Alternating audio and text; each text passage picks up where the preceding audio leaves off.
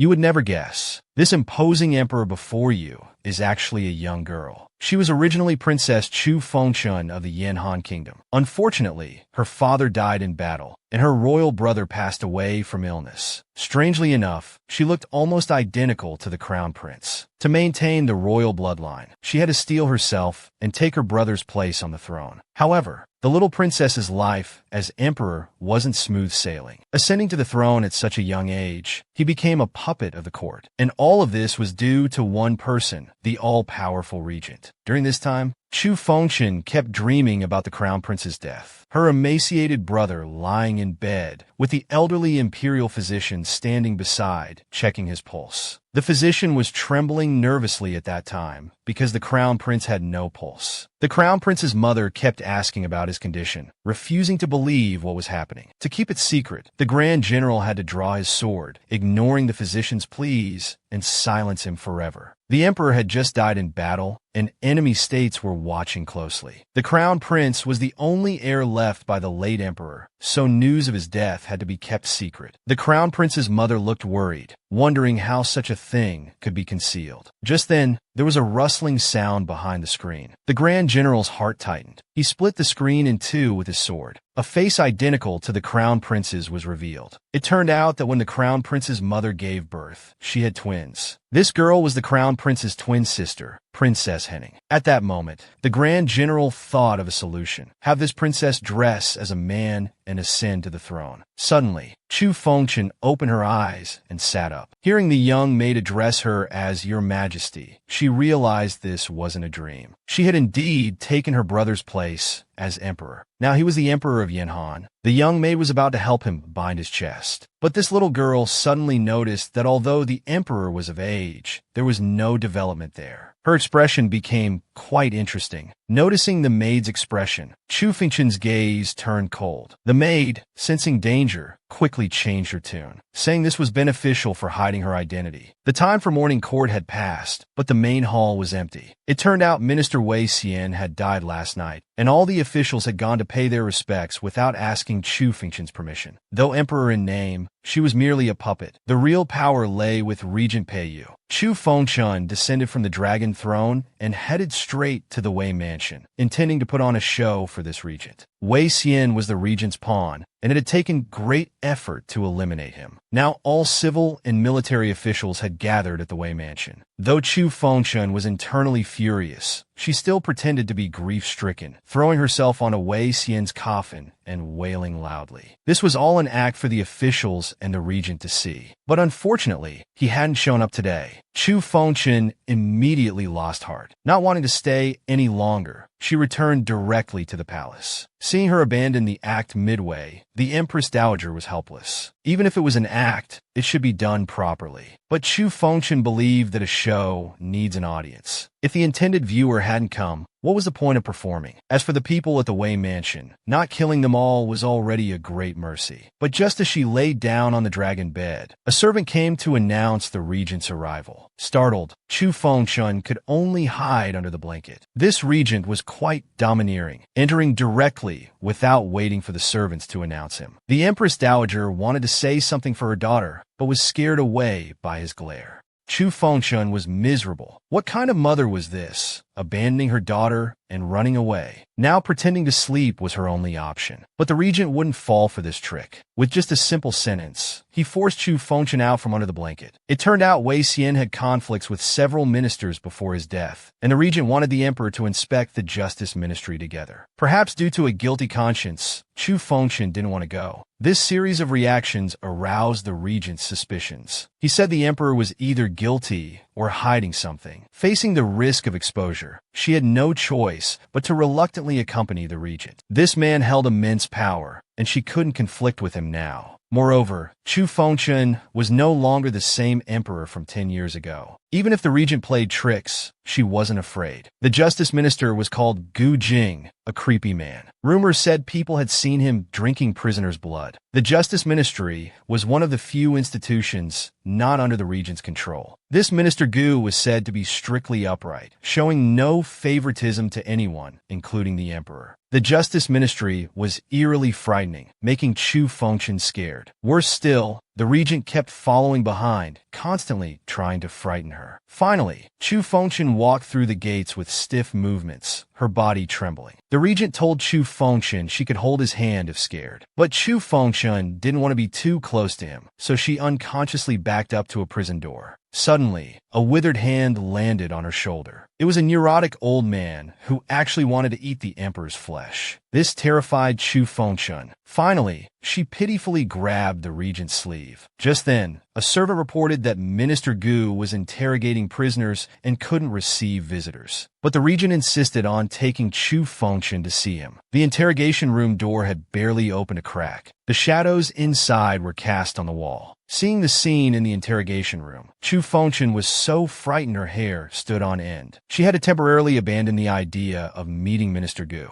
That night, she was carried back, her face pale with fright. After the sedan chair left, a subordinate reported to the regent that the last person who knew the cause of Wei Xian's death had been eliminated. The subordinate was puzzled. If the regent was concerned about the emperor's safety, why did he bring him to the Justice Ministry today? Was it purely to frighten the emperor? To make the emperor think more carefully before acting? The subordinate's face darkened. The regent ordered strict surveillance of those returning to the capital, with immediate elimination of any suspicious activity. The next day, in the imperial garden, Chu Fengchen denounced her mother's treacherous behavior. The Empress Dowager instantly turned whiny, saying she had no choice. After arguing back and forth, Chu Fengchen revealed her next plan: to cultivate royal relatives and fight for the throne. Because now she was the only one left of the Chu royal family. Given the current situation, since she couldn't take an empress, she could only recruit imperial sons-in-law to fight for her cause. The Empress Dowager had doubts about her daughter's idea, because theoretically, Chu Fengchen was indeed a princess. But her current identity was as Yan Han's emperor. Princess Ningyi no longer existed. She didn't explain in detail to her mother, but she had already made up her mind. At this time, the Empress Dowager questioned how to choose the imperial son-in-law. Regarding this matter, half a month ago, Chu Fengchen had already personally written an imperial decree, announcing to the world the princess's search for a husband, selecting through examinations based on talent, not background. The Empress Dowager was puzzled why not directly choose from among the noble family's sons. Mentioning this, Chu Fengchen felt helpless, as almost all young noble sons in court were the regent's lackeys. The Empress Dowager worried this approach was too conspicuous, and if the regent found out, it would be difficult to handle. Chu Fengchen had already planned for this. Coincidentally, half a month ago, floods occurred in Jiangnan. She had tricked him into going on an official trip. The exam results came out quickly. On this court day, she was full of anticipation, as the top 5 candidates would enter the palace. But when the moment came, she hesitated. It was said that scholarly men weren't usually handsome. As the announcements began, 5 young men walked into the hall. When she saw them, Chu Fengchen was stunned. This couldn't be real. The 5 men before her were all exceptionally handsome, like gods. Then the attendant timidly reminded her that these were just the candidates' servants. The real candidates were behind them. Chu Fengchen looked carefully and indeed saw 5 more figures. She became excited again. But these 5 people greatly disappointed and even frightened her. They were all white-haired elderly men, at least in their 70s or 80s, and one was even bedridden. In shock and anger, she grabbed the attendant's collar, angrily stating that the princess needed a husband, not a grandfather-in-law. The attendant felt wronged, as the imperial decree hadn't specified an age limit, and the exam questions were extremely difficult. Only these highly learned elderly scholars could solve them. Chu Fengchen acted righteously, thinking it wasn't her fault, who set such difficult questions. The attendant said they were just following orders. Someone else had set the exam questions. Chu Fengchen was curious who had set them. Before the attendant could speak, a voice rang out. It was Peiyu. Wasn't he supposed to be away on official business? According to Chu Fengchen's calculations, he shouldn't return for at least half a month. Why was he back now? It turned out he had learned about the emperor selecting a husband for the princess. So he rushed back day and night specifically to help the emperor. Such a loyal minister indeed. But actually, Chu Fengchen didn't need his help with this matter. Pei joked about whether they should send them to the princess's palace for her personal selection. Chu Fengchun firmly refused. So Pei handled the matter himself, placing the 5 elderly men in the Imperial Historical Archives and the top 30 candidates in the Great Yin Academy. Then he imperiously announced the end of court. Throughout the whole process, Chu Fengchun couldn't even get a word in. Before leaving, Pei didn't forget to lift Chu Fengchun's chin with his fan, advising her to notify him in advance next time she wanted to select a husband. Pei claimed he was very skilled in this area. Chu Fengchun knew that selecting officially through the court wouldn't work anymore. It seemed this matter required personal attention, so she changed into women's clothes and slipped out of the palace. If casting a net wasn't allowed, she'd fish for one individually. There's an old saying that all scholars under heaven, yin flows with wine, referring to Yin Han's 2 most famous academies, the Yin Academy and Lu Shang Society. But as far as Chu Fengchun knew, Yin Academy had become Regent Pei's breeding ground for corrupt officials. In contrast, scholars from Lu Shang Society never participated in imperial examinations, suggesting they were truly distinguished and upright individuals. So Chu Fengchun's destination was the Lu Shang Society. However, just as she reached the entrance, she saw a group of people cornering a frail scholar, beating him up. It turned out a fat young master wanted to steal the scholar's invitation to enter the Lu Shang chamber. The frail scholar clearly couldn't match these people. He was beaten black and blue, and his invitation was inevitably stolen. Chu Fengchun had always liked to help the weak, so she rushed forward to stop the young master's behavior. Seeing it was a girl, the young master initially wanted to show his might, but fled in panic, intimidated by Chu Fengchun's aura. However, the scholar's invitation couldn't be recovered. The scholar was devastated, saying he would never see Fu Tsushui again. The scholar praised Master Fu's character and knowledge. He had sacrificed and given up much to get the invitation to meet his idol. Just when he had finally earned the other's recognition, everything seemed wasted now. The scholar felt his life turn dark, completely losing his will to live. Seeing this, Chu Fengchun unhesitatingly gave her own invitation to the scholar. After repeatedly confirming, he left with profound gratitude. Without an invitation, Chu Fengchun had to find another way in, like climbing the wall, so she stepped on her maid's face to climb up. The maid was upset, wondering if this counted as a work injury. The answer was obviously no. This was called sacrificing for a greater cause. Just as Chu Fengchun reached the top, she saw a young man also climbing in from the opposite wall. In that instant, her foot slipped and she fell straight down. Fortunately, she landed on grass and wasn't badly hurt, though her face-down position was rather undignified. The young man also jumped down and approached her. Seeing her state, he couldn't help but sigh. To Chu Fengchun, this felt like blatant mockery. The young man caringly asked if she needed help getting up. Chu Fengchun certainly couldn't lose face before such a person. She insisted she was fine, while teasing the young man that someone as elegant as him also had a hobby of climbing walls. The young man laughed, saying they were both in the same boat. As they were chatting, Lu Shang Society's guards obviously heard the commotion and came one after another. The young man, disregarding gender propriety, grabbed Chu Fengchun's wrist and hid behind a rockery, gesturing her to stay absolutely quiet. During this process, Chu Fengchun noticed a unique fragrance from the young man. This scent didn't seem artificial, but rather like a natural body fragrance. The guards found nothing unusual and, thinking only scholars would enter here, left. After they were gone, the young man apologized to Chu Fengchun, saying his earlier actions were too abrupt. Chu Fengchun didn't mind at this point. The young man noticed she had no invitation and offered to sneak her into the discussion meeting through the back door. Chu Fengchun was overjoyed, repeatedly thanking him as they stealthily made their way to the meeting venue. They successfully entered the inner hall. Hiding behind a wall, they found the hall already full of people. They looked around, hoping to spot Fu Tsushui. While they didn't find him, they did spot the regent. At this moment, Chu Fengchun had countless questions in her head. Why was this guy here? Seeing her unusual expression, the young man guessed she must have seen someone she didn't want to meet. Chu Fengchun didn't hide it, stammering out her inner doubts. The young man's gaze turned to Pei.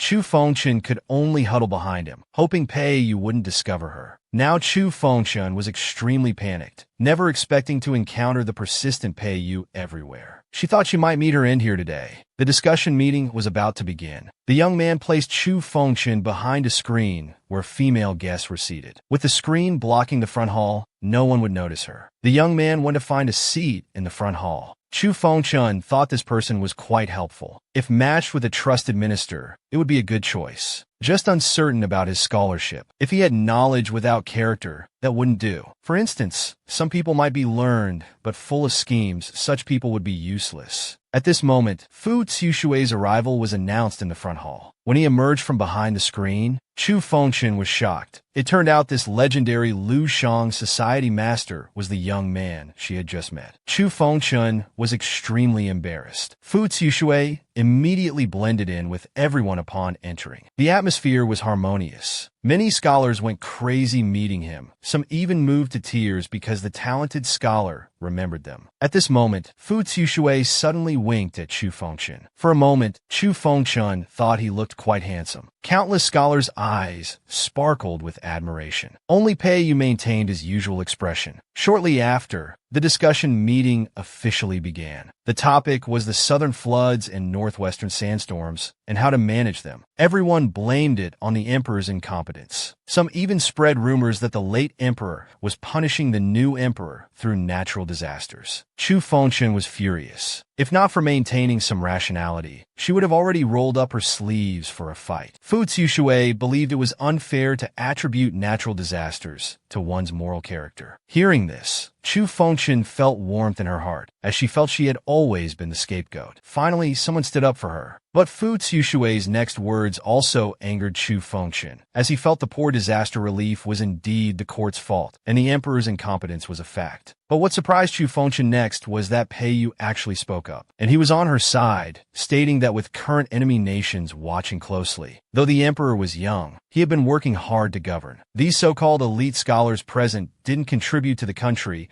but only criticized all day, speaking nonsense. What right did they have to blame the current emperor? Fu Xiushui, unafraid, sarcastically pointed out that with pillars like the regent in court, perhaps other officials weren't needed. Admittedly, Chu Fengchun quite admired Fu Xiushui for not fearing authority. But Pei Yu's words also made her think deeply. Suddenly, a strange fragrance wafted over. Chu Fengchun fell into a drowsy sleep. When she woke up, it was already dark. If she didn't return soon, the palace gates would likely close. Fu Xiushui wanted to send a carriage to take Chu Fengchun back, but to avoid revealing her identity, Chu Fengchun had to decline, promising to meet again in a few days. After Chu Fengchun left, Fu Xiushui looked toward the regent's carriage and teased whether he had nothing to do at court to linger here. The regent replied that he needed to ensure his little cat got home safely. Chu Fengchun was frustrated. The weather had been fine just moments ago. Why did it suddenly start raining? She regretted letting the driver and maid return first. She had really put herself in a difficult situation. When walking past a small alley, she didn't notice the man walking out of it, and they collided. When she looked up from the man's embrace, she realized it was actually Pei Yu. Pei Yu didn't seem to recognize Chu Fengchun. He asked if she had brought an umbrella. Though panicked inside, the darkness of night meant they couldn't see each other clearly, which calmed her somewhat. Pei Yu offered to escort her. After careful consideration, Chu Fengchun agreed to walk together, as she had no rain protection, and running away would only raise suspicion. After a while, the rain stopped, and Pei Yu closed his umbrella, advising her to return home earlier next time, as people would worry. Meanwhile, in the palace, little Jia was worried to the point of tears. If something happened to the emperor, he would be doomed. The next day, Chu Fengchun arrived at the disaster relief camp outside the city. Little Jia worried about the dangers of leaving the city and kept urging her to return. But Fu Xiushui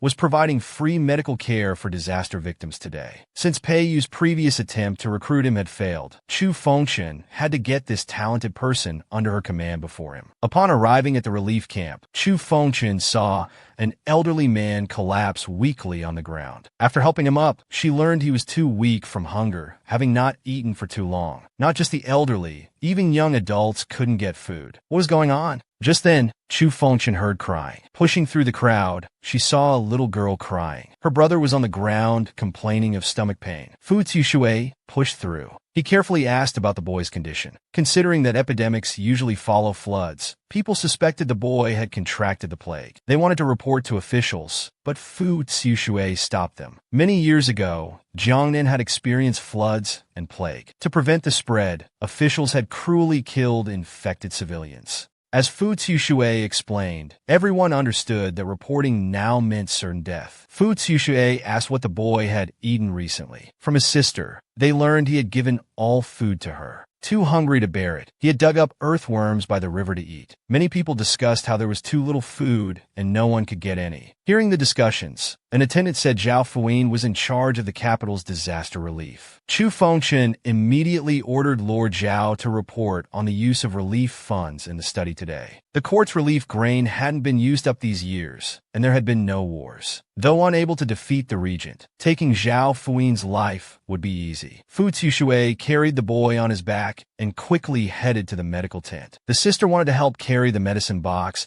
but was too small to lift it. At this moment, Chu Fengchen quickly stepped forward to carry the medicine box for the girl. Fu Tsushui looked up, recognized Chu Fengchen, and thanked him for the help. Chu Fengchen lied, claiming his surname was he. Then they walked side by side toward the tent. Fu Tsushui had finished the treatment. The little boy was fine now. Chu Fengchen sighed in relief. The child was pitiful, losing his parents at such a young age and suffering from famine. But no matter how hungry someone is, they shouldn't have to eat earthworms. Fu Tsushui disagreed with this thought. When someone is starving, they'll eat anything. Though the scholar was smiling, there was an indescribable sadness about him. Had he experienced similar famine before? Chu Fengchen again pleaded with Fu Tsushui to join the court, saying his talents could benefit the people. This time Fu Tsushui hesitated, saying he needed a few days to consider. The next day, Chu Fengchen brought fresh meat buns to the relief camp again. The siblings from yesterday ran out of the tent excitedly to greet him. They promptly reported Chu Fengchen's arrival to Fu Tsushui. Fu Tsushui came out to welcome him, repeatedly expressing gratitude. After all, he thought it was tiring for a young lady to keep coming to the relief camp. Yet Chu Fengchen showed no complaints and immediately started working. He didn't care about this young man's past. Extended contact would surely develop feelings. Eventually, this talented scholar would fall for him and serve him. By then, there would be no need to fear Peiyu, and Chu Fengchen could achieve great things with his support. Thinking of this beautiful ideal, Chu Fengchen fell asleep without realizing it. Upon waking, he found it strange that he kept falling asleep these days, and always at Fu Tsushui's place. Chu Fengchen noticed the incense burner on the desk. The fragrance was odd, somehow familiar. He vaguely felt something was wrong, but didn't mention it. Fu Tsushui noticed Chu Fengchen was awake and hurried over to check on him, saying it was too tiring for a young lady to work so hard. Chu Fengchen immediately spotted the sword book on his desk. His heart filled with joy. His intuition was right. Fu Tsushui had finally come around. He expressed willingness to join the court. The iron tree had finally bloomed. Finally, Chu Fengchen's daily diligent nurturing had paid off. However, Fu Tsushui was worried, saying he wasn't good at examinations and asked for Chu Fengchen's help. This was a piece of cake for Chu Fengchen. Thumping his chest confidently, he immediately agreed to the scholar's request, lying that his family was in officialdom and he would take care of everything. Then he left in a hurry. Fu Tsushui wanted to say more, but Chu Fengchen was already out of earshot. Chu Fengchen didn't know that shortly after he left, a person in black emerged from behind Fu Tsushui's tent. This person thought Fu Tsushui had given Chu Fengchen poison. In fact, Fu Tsushui had no intention of poisoning Chu Fengchen. In everyone's eyes, this scholar had always rejected the court. Now joining the court for a beautiful friend wouldn't raise the regent's suspicions, especially since this beautiful friend was the regent's most beloved little cat. At this time, Peiyu was feeling unwell, coughing occasionally, but still persisted in reviewing the disaster relief memorials. The servants in the mansion couldn't understand why their lord had suddenly gotten caught in the rain. At this moment, Chu Fengchen arrived at the regent's mansion. Though somewhat nervous, he had to follow through. Since he came today, he must obtain the exam questions. When Chu Fengchen arrived at the regent's mansion, the servants reported that the regent was handling official business and couldn't meet at the moment. Chu Fengchen was annoyed. As emperor, he should be Peiyu's most important business. But unexpectedly, not only did the regent refuse to see Chu Fengchen, but he left a pile of test papers, saying he'd come when they were completed. The emperor doing homework at a minister's house? What a joke. The emperor serves the state. Making him do homework was just a dream. But helpless, Chu Fengchen had to sit at the desk and dive into the sea of questions. 2 hours later, he hadn't even finished the first question. He thought these difficult questions must be from Wei Nan. This was clearly Pei Yu playing tricks to avoid meeting him. Chu Fengchen noticed a white cat perched on the table like an exam supervisor. This cat was actually Pei Yu's beloved pet, raised since young, reportedly named Little He. The servants even thought this cat was as handsome as the regent. Chu Fengchen looked at the little creature, who didn't flinch, maintaining a proud attitude. That air of superiority was exactly like its master. He was furious now. It was bad enough being bullied by Pei Yu, but now even a cat looked down on him. Growing angrier, Chu Fengchen struck the white cat, sending it flying. He walked out to the regent's backyard. Earlier, he hadn't gotten much intelligence from Magistrate Zhao. Today was a good opportunity to search the regent's mansion. Approaching a room, he heard voices and stopped. From the sounds, the two people inside were undoubtedly Magistrate Zhao and Pei Yu.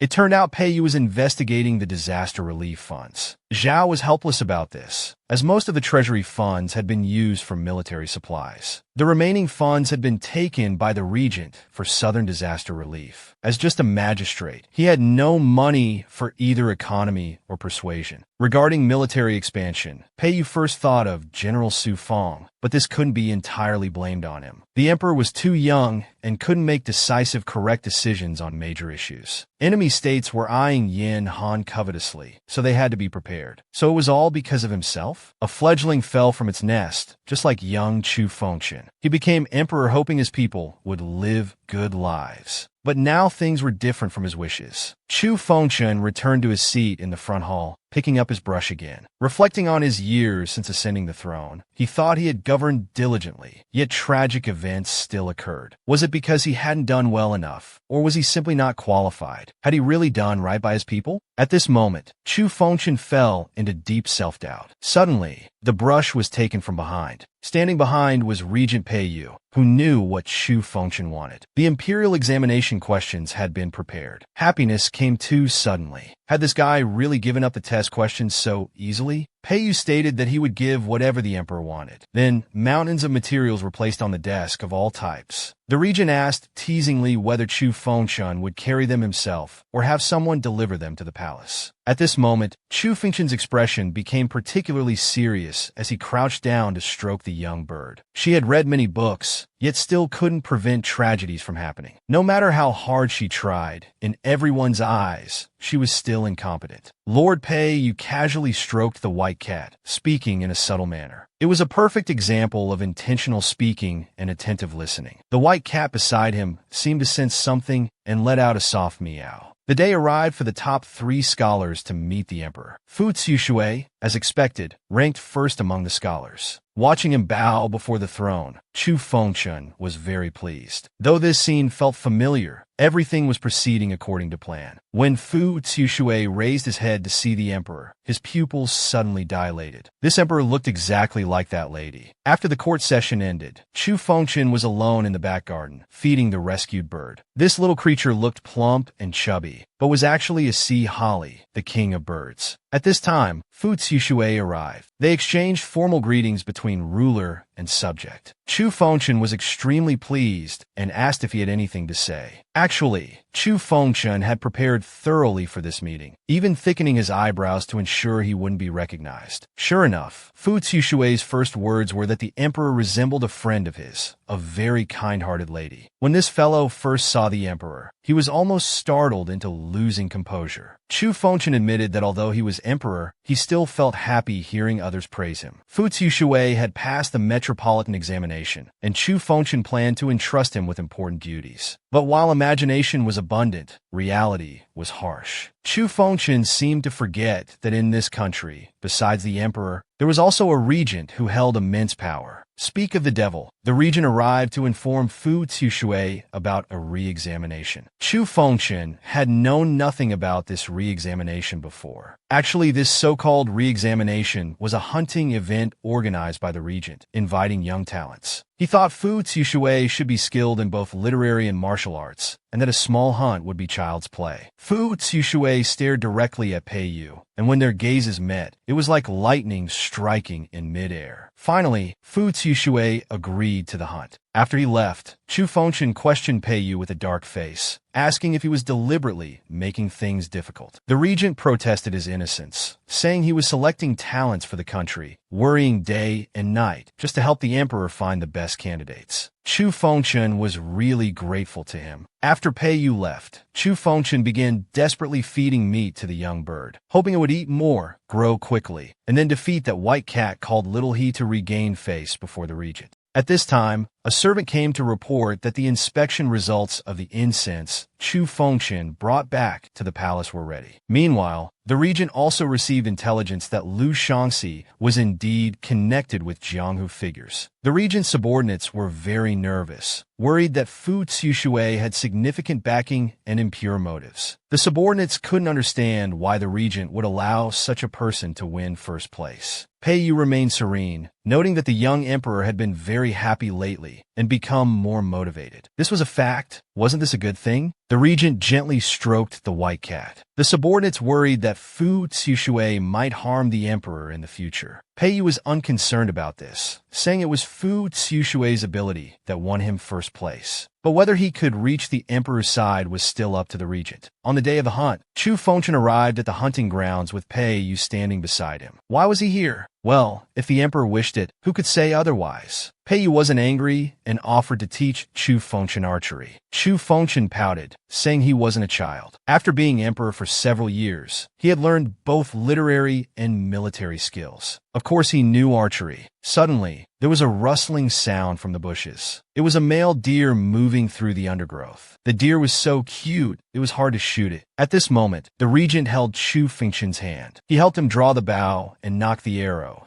saying that once you decide to be a hunter, you can't give up any chance to kill prey. However, some cunning prey often hide their true nature. At such times, hunters need to give them a chance to fully reveal themselves. Suddenly, there was a commotion around the hunting grounds. Guards reported that unidentified people had appeared. They looked like the refugees who had been dispersed a few days ago. The regent immediately followed the guards to check the situation. However, shortly after he left, Fu Tsushui appeared before Chu Fengshen. This fellow said he was also pursuing the male deer, which was why he came here. He told Chu Fengshen it was very dangerous to be alone here and offered to take him to rejoin the others. Chu Fengshen looked at him, wanting to see what he was up to, and agreed to go along. On the way, Chu Fengshen asked Fu Tsushui why the refugees had returned when they had already been dispersed. His answer was that the refugees probably didn't believe the court could be so merciful. Many years ago, Jiangnan had also suffered from floods. That winter was very cold, and most people fell seriously ill. With nowhere to go, they gathered outside the imperial city, seeking help. After days and nights of desperate pleading, the city gates finally opened. But instead of aid, the people were met by the emperor's elite Huiyu troops. They mercilessly slaughtered all the refugees outside the imperial city. As Fu Tsushui spoke, Chu Fengshen realized something was wrong. This wasn't the way to the camp. That familiar fragrance wafted through the air again, and Chu Fengshen's consciousness began to blur. Fu Tsushui supported his body. A group of Jianghu figures emerged from the shadows. Seeing the emperor drugged, they all showed satisfied smiles. Someone suggested killing the emperor. But Fu Tsushui still had some conscience, believing that 12 years ago the emperor was just a child. Revenge should target the truly guilty, not kill the innocent. In his mind, he again saw the image of that kind-hearted young girl. If he killed Chu Fengshen, his friend would surely be unhappy. Fu Tsushui left, but shortly after, Chu Fengshen sat up from the ground. Fortunately, he had been prepared, or he would have fallen for the trap again. There was no time to think. Chu Fengshen immediately ordered the armored troops to hurry and stop the guards from killing the refugees. A pair of soldiers followed him to find Pei Yu.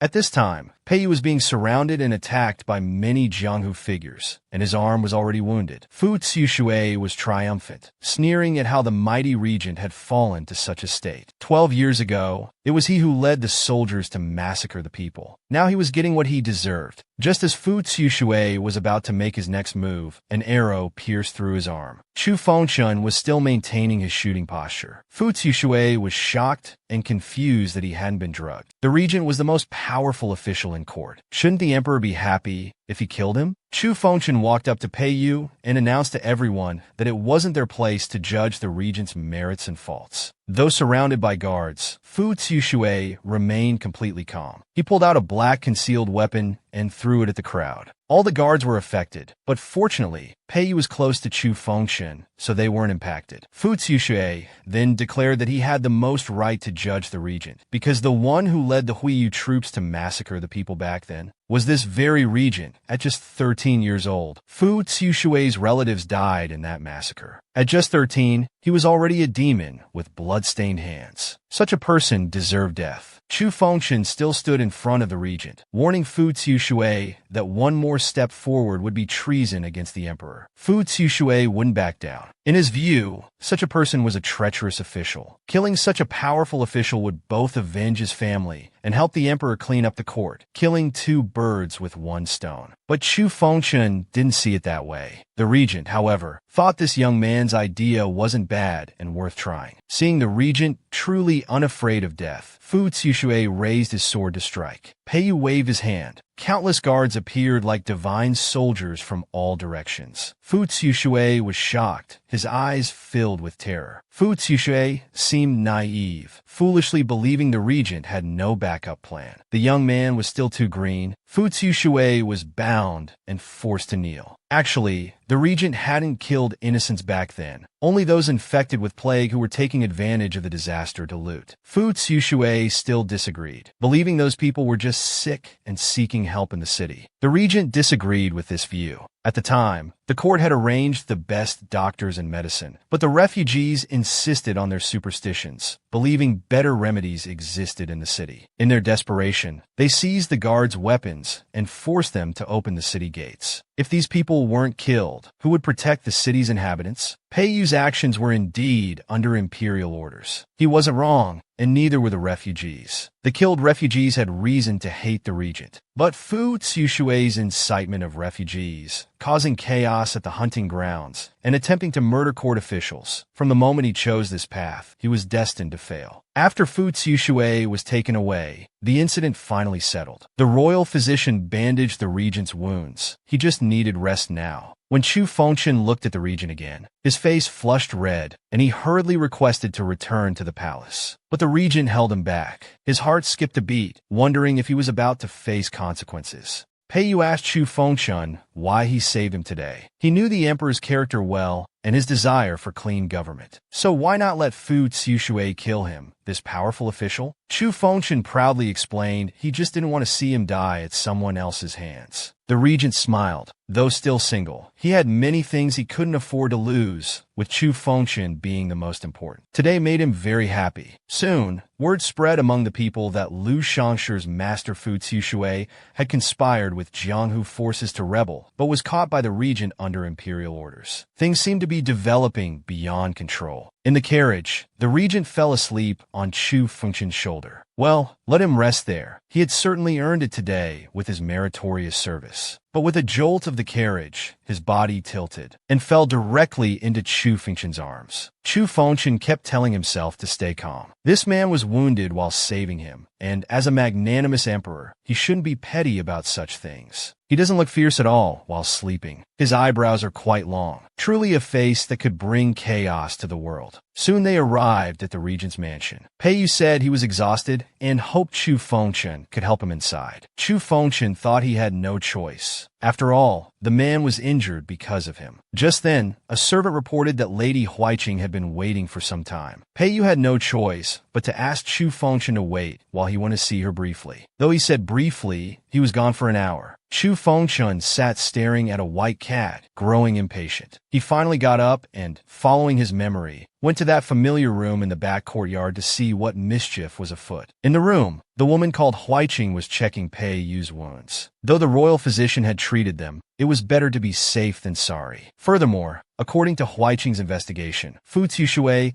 was merely Lu Shangshi's nominal master. This incident showed that the real mastermind must be someone who wanted Pei Yu dead. Pei Yu needed to be extremely careful in the future. Huaiqing wondered why Pei Yu remained loyal to the emperor, knowing he would be hurt. She didn't believe Pei Yu was someone who cared about the world's welfare. The regent only made a few jokes about this without further explanation. Footsteps approached as Chu Fengshen entered the room. Huaiqing was sitting with the regent, and seeing this scene, Chu Fengshen instantly bristled. What were these two doing? Pei Yu and Huaiqing sat side by side on the bed's edge. Chu Fengshen's face flushed red at the sight. He was shocked. What were these two doing in broad daylight with the door wide open? Were they about to do something shameful? When Huaiqing saw Chu Fengshen, she finally understood why the regent was so content. Seeing Huaiqing staring at Chu Fengshen, Pei Yu became jealous. Huaiqing was perceptive and didn't want to be a third wheel, so she rose to leave. But before leaving, feeling playful, she approached Chu Fengshen and cupped his face, intending to kiss him. Chu Fengshen instantly turned red. The regent wouldn't stand for this. He couldn't bear anyone even looking at his Chu Fengshen, let alone kissing him. He immediately stopped her and pulled Chu Fengshen into his arms, warning Huaiqing not to disturb his majesty. Huaiqing shot Pei Yu a resentful glance. He was too possessive. Thinking this, she left without looking back, slamming the door. Chu Fengshen remained in Pei Yu's embrace, completely dazed. His heart began to race as 3 questions formed in his mind. When he finally came to his senses, he immediately pushed Pei Yu away. Unexpectedly, Pei Yu's body hit the pillar behind him, causing his wound to reopen. Chu Fengshen instantly panicked and helped Pei Yu to sit on the bed, rebandaging his wound while earnestly lecturing him. When injured, one should behave properly. Excessive indulgence isn't good for wound recovery. Pei Yu's face darkened. He felt more wrong than doughy. He wasn't the type to indulge in wine and women. He preferred inner beauty. Chu Fengshen's head was full of question marks. What did this guy mean? After rebandaging the wound, the regent looked at his arm, wrapped like a steamed bun, and fell into deep thought. His lips curved into a smile, and Chu Fengshen knew he must be mocking his bandaging skills. His mood suddenly changed, and after some playful banter, the emperor and his subject turned to serious matters. Chu Fengshen was puzzled. If he already knew Fu Zixue was problematic, why didn't he say so earlier? Why go through the trouble of arranging a retest? Pei Yu's face was full of tenderness. He simply didn't want the emperor to be troubled by such minor matters. But Chu Fengshen suddenly became emotional. He had grown up and was no longer a child. Now he only wanted to govern diligently and protect his people's peace by himself. But this regent told him nothing and kept everything from him, making him feel helpless and worried. Pei Yu gently tapped Chu Fengshen's nose, wanting to make a promise. Until he could stand on his own, he would protect the empire for him. When the emperor wanted to take back control, he would return at any time. Until then, Pei Yu hoped the emperor could become his friend instead of his enemy. Chu Fengshen looked at him, feeling like the man before him was like deep water, unfathomable. He always used the most vigilant expression while saying the most reassuring words. What was he really plotting? Pei Yu walked up to Chu Fengshen. Caressing his face, he gazed at him lovingly. When the young maid entered the imperial chamber, she was shocked. The emperor, who should have been in male attire, was unexpectedly wearing women's clothes. Chu Fengshen claimed he was just trying it out for effect. Now that he had, certain parts still hadn't grown. Maybe it wasn't time for development yet. Thinking this, he took off the women's clothes, threw them at the maid, and complained about the poor fabric quality. Hearing the emperor's complaint, the maid thought it natural for girls to love beauty. But Chu Fengshen understood well that with his current status, he shouldn't like these things. He was no longer a girl. Accompanied by the regent, Chu Fengshen visited the Justice Department again. This time he insisted on walking in by himself. But the regent still remembered how terrified he was last time. Chu Fengshen's face darkened, saying that was just a one-time incident. Just then, a purple-haired man appeared beside the regent. They went deep into the dungeon. There they found a familiar figure, Fu Zixue. The participating rioters were sentenced to 3 years in prison. According to strict law, Fu Zixue, as the mastermind, should be executed immediately. But Chu Fengshen decided to give him a chance. He would ask him to reveal the true master behind Lu Shanshe, promising to spare his life if he did. After all, a mere orphan couldn't possibly control Lu Shanshe. Fu Zixue remained silent. Chu Fengshen sighed. Was this man really willing to die for his secret? Chu Fengshen slowly turned around, preparing to leave. At this moment, Fu Zixue finally spoke. He wanted to know if anyone had visited the disaster victims or asked about his situation in the past 2 days. Chu Fengshen knew exactly who he meant, perhaps recalling their time together. Chu Fengchun felt infinite regret for this prisoner. With a long sigh, he gave a negative answer. Missy would surely be very disappointed if she knew what he had done. A bitter smile crossed his face. He hoped Missy would never know what kind of person he really was. In another room, Gu Jing was drinking with Pei Yu, but the regent seemed distracted. Gu Jing felt he had changed. 12 years ago, he would never have let a wine cup leave his sight. Pei Yu looked at the man before him and smiled happily. If there was anyone in court who didn't wish for his death, it would surely be Gu Jing. Gu Jing reminded him that as regent now, he shouldn't focus too much on certain people or matters. Otherwise, he would develop weaknesses. But he disagreed, asking what was wrong with having weaknesses. Gu was stunned. In Pei Yu's mind, that lovely figure appeared again. Life's journey was vast, and it was precisely because of these weaknesses that one had direction and became invincible. Just then, a familiar voice rang out. Chu Fengchun had returned, much to his surprise. He had only been gone for a moment, yet these two were already drinking. What were they doing? Pei Yu looked at the emperor before him with doting eyes. His answer was just 2 words, waiting for you. In the interrogation room, Gu Jing bowed to the emperor in their first meeting. The current situation was quite unfavorable for the emperor. The regent controlled most court officials. Gu Jing managed the law, and General Su Feng commanded troops at the border. They formed a tripartite balance of power, each governing independently and refusing to attend court. This gave Chu Fengchun a headache. He felt like a mere mascot in court, worth less than the regent's cat. The empire was in peril. But when he looked at Gu Jing, his eyes suddenly brightened. He had expected Lord Gu to be a fierce, middle-aged man, but now he appeared elegant and approachable. Perhaps it could be a breakthrough. Thinking this, Chu Fengchun felt confident again, unconsciously showing an affectionate smile. Seeing the young emperor's expression, the regent teased that they seemed to hit it off immediately. Chu Fengchun realized his impropriety and quickly shifted attention to the interrogation results. The revelation was shocking. Lu Shangshi wasn't just one organization. Their activities over the years had spread throughout all academies in Yanhan country, including the regent's Yanchao Academy. This meant that among officials selected over the years, there could be hidden spies. They needed to speed up the interrogation and root out these infiltrators quickly. But Fu Xiushui refused to talk. What could they do?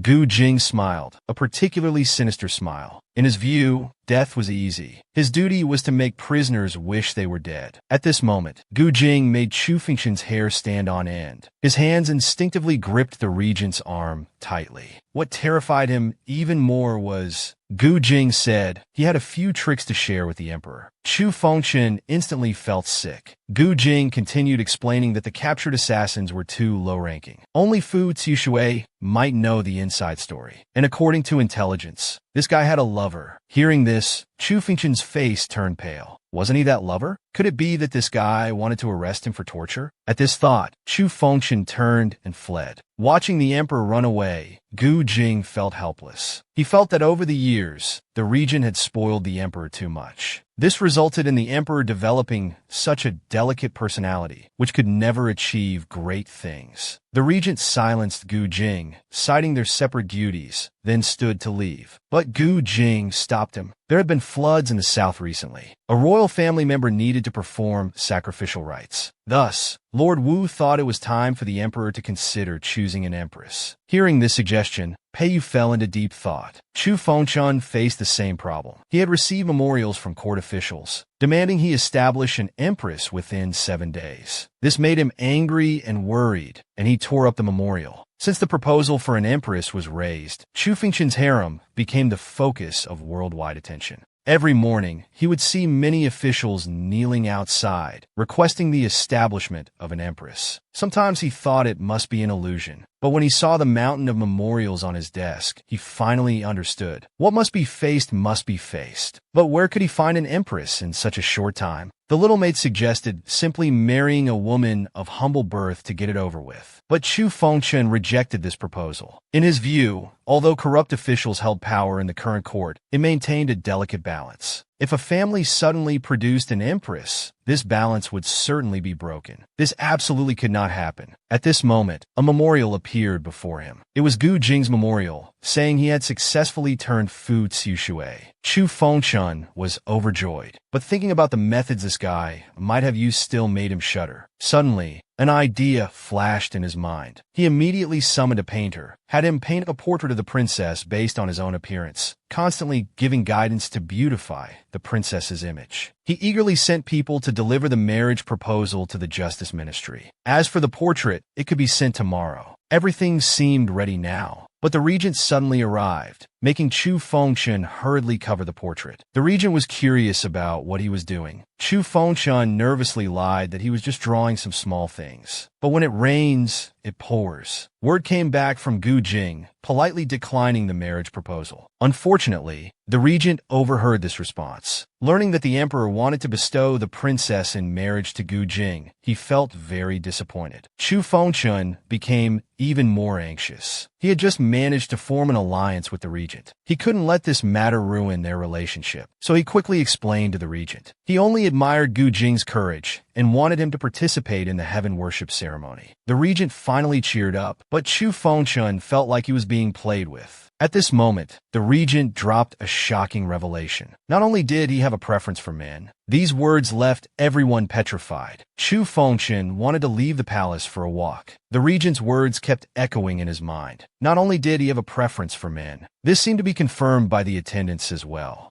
It was said he was fond of male beauty, gathering many handsome young men in his Haiyan collection, indulging in nightly revelry and debauchery. This time, Chu Fengchun specifically went to a bookstore Gu Jing frequently visited to investigate secretly. When he asked to buy books that Gu Jing had purchased, the shopkeeper gave a meaningful smile. This made Chu Fengchun more certain that this man had secrets to hide. Speak of the devil, Gu Jing arrived. He quickly hid and observed secretly. The shopkeeper handed Gu Jing a bundle full of books. He didn't linger, leaving immediately. Chu Fengchun tossed some silver to the shopkeeper. He ran to follow Gu Jing's footsteps. After a short while, Gu Jing turned into an alley. But when he followed, he found only a bundle in the alley, with no sign of the person. As Chu Fengchun was puzzled, suddenly a sword was placed against his neck from behind. It turned out Gu Jing had already noticed being followed, so he deliberately set a trap to lure out the follower. Chu Fengchun had fallen for it. At this moment, he could only loudly reveal his identity to Gu Jing. Gu Jing was surprised to learn that the follower was actually the emperor, but he believed that with rebels still in the capital, it wasn't safe. For the emperor to travel in disguise at such a time was not a wise choice. The regent was also negligent in allowing the emperor such freedom, so he offered to escort the emperor back to the palace. Chu Fengchun wanted to refuse, but Gu Jing didn't give him the chance. After returning to the palace, Gu Jing again mentioned that he had always kept his promises and never interfered with state affairs. But the regent had failed in his duties, failing to cultivate the emperor into a wise ruler over so many years, despite receiving such generous salary from the court. Hearing Gu Jing's words, Chu Fengchun was stunned. Could it be that the regent initially wanted to cultivate him into a wise ruler? After Gu Jing left, the bundle remained. Chu Fengchun was very excited. He opened the bundle, eager to see what books Gu Jing was reading. It turned out all the books were related to criminal law. He couldn't help but marvel at this man's unique interests. At this moment, the regent appeared from nowhere. The emperor was caught red-handed. Chu Fengchun stood very awkwardly before the regent, but soon he regained some confidence. After all, he was the emperor. What he wanted to read was his own decision. The regent was being too overbearing. The angry expression appeared on the regent's face once again. Chu Fengchun couldn't remember how long it had been since he'd seen that expression. Under the regent's reminder, he finally remembered he was in the imperial study, and Peiyu was his teacher. Respecting teachers was the rule of the imperial study. The regent earnestly gave him a long lecture. Chu Fengchun could only meekly admit his mistake and accept punishment. Finally, the regent made him copy books. By the time he finished copying, it was already dark. His hand was about to break from exhaustion. At this moment, he thought of his late father, feeling extremely resentful. Why did father appoint Peiyu as the imperial teacher back then? The day of heaven worship was approaching. Which deity could bless him with a perfect empress? Meanwhile, the regent ordered the books to be returned to Gu Jing and warned that if he continued to mislead people, his Haiyan collection would be burned. After handling this matter, the regent returned to his desk and picked up a painting, which was Princess He Ning's portrait. At this time, an old maid came to serve tea to the regent. She happened to see the girl in the painting. She couldn't help but praise, and reminded the regent to speed up his pursuit and win the girl's heart quickly. After all, there had been many young men trying to steal potential matches over the years. At this moment, he had even thought of a name for their future child. Watching the old maid happily running away, Peiyu fell into deep thought. Take the initiative? Would that be too sudden? Would it frighten him? Peiyu turned his gaze to the white cat in his arms, as if asking the white cat's opinion. Should he take the initiative to confess his feelings? Chu Fengchun woke up from his sleep, only to find a woman mysteriously appeared in his bed, coquettishly smiling and offering to undress him. Chu Fengchun was startled. If he let her undress him, wouldn't his secret be exposed? So he immediately drove the woman out. The maid beside him also felt that the imperial household department had gone too far this time. Even if there was conflict between the regent and emperor, they shouldn't just put women in his bed. Hearing the little maid's words, Chu Fengchun pondered. Was Peiyu really in conflict with Chu Fengchun? The little maid, thinking Chu Fengchun was angry, quickly corrected herself, saying the regent actually loved Chu Fengchun the most. So it was love? In others' eyes, did the regent really love Chu Fengchun? The little maid continued. Rather than love, it was more like the relationship between a fox and grapes. Fox and grapes? What kind of logic was this? When the grape was just a bud, the fox guarded it under the tree. After a long time, the grape finally ripened, but the fox couldn't bear to eat it. Other animals also dared not touch it because of the fox's presence. This fox was like the grape's guardian deity. After hearing the little maid's explanation, Chu Fengchun instantly bristled. How dare they compare the mighty emperor to a grape? This was outrageous. And that Peiyu, playing disappearing act over a small disagreement. No news for days. He didn't even return the homework sent to his mansion with comments. He was clearly giving Chu Fengchun the cold shoulder. Look, now those officials have gone crazy, wanting to become royal relatives, desperately introducing women to the emperor. If Peiyu also caught on and started filling his harem with women, that would be troublesome. Chu Fengchun thought he couldn't just wait for doom. It was time to go incognito outside the palace. Fortunately, persistence paid off. After some inquiries outside the palace, Chu Fengchun finally found the location of Haiyanji. Pretending to be a messenger from the palace, he easily snuck in. He was guided by a handsome youth who looked very delicate. The youth led Chu Fengchun through the winding corridors, claiming Gu Jing was waiting for him. Chu Fengchun looked at him, secretly wondering if this was the legendary Jin Luan. The youth seemed to notice his inquiring gaze and turned to ask what he was looking at. Chu Fengchun couldn't possibly reveal his true purpose, so he mumbled some excuses about needing royal bloodline and their opposite-sex partners for the ceremony, and if necessary, borrowing Master Gu's beloved. Suddenly, Chu Fengchun heard the clashing sound of swords. Looking toward the sound, he saw a group of handsome men practicing swordplay. Was this some kind of exercise? With so many people, could that person handle it? The youth continued leading Chu Fengchun forward. In corners hidden from his view, swords were being unsheathed one after another, and shadows prepared for battle. Fu Zixue recognized Chu Fengchun and was shocked. The youth politely offered Chu Fengchun tea, but he had no interest in drinking and immediately refused. The youth's smile persisted as he tried to detain Chu Fengchun, noting he was the first to infiltrate Haiyanji, pretending to be from the palace. As he finished speaking, the youth's eyes suddenly turned sharp. He pulled out a dagger from his sleeve. He grabbed Chu Fengchun's wrist and held the knife to his throat. A large group of guards rushed out and surrounded him. The youth began interrogating him about his identity. At this critical moment, someone stopped the youth and guards. It was Fu Zixue. He walked to Chu Fengchun, protected him from behind, and grabbed his wrist. Then Gu Jing and Peiyu arrived. The regent's call of Your Majesty immediately exposed Chu Fengchun's identity. The youth who had just captured Chu Fengchun was instantly stunned. He thought he'd caught a spy, but instead had seized the emperor himself. But Chu Fengchun had no time for the youth now. Peiyu had been silent for 3 days. Yet here, he was at Gu Jing's place fighting over male favorites. So he was extremely angry now. Ruler and subject faced each other in silence. As an emperor, Chu Fengchun always told himself to stay composed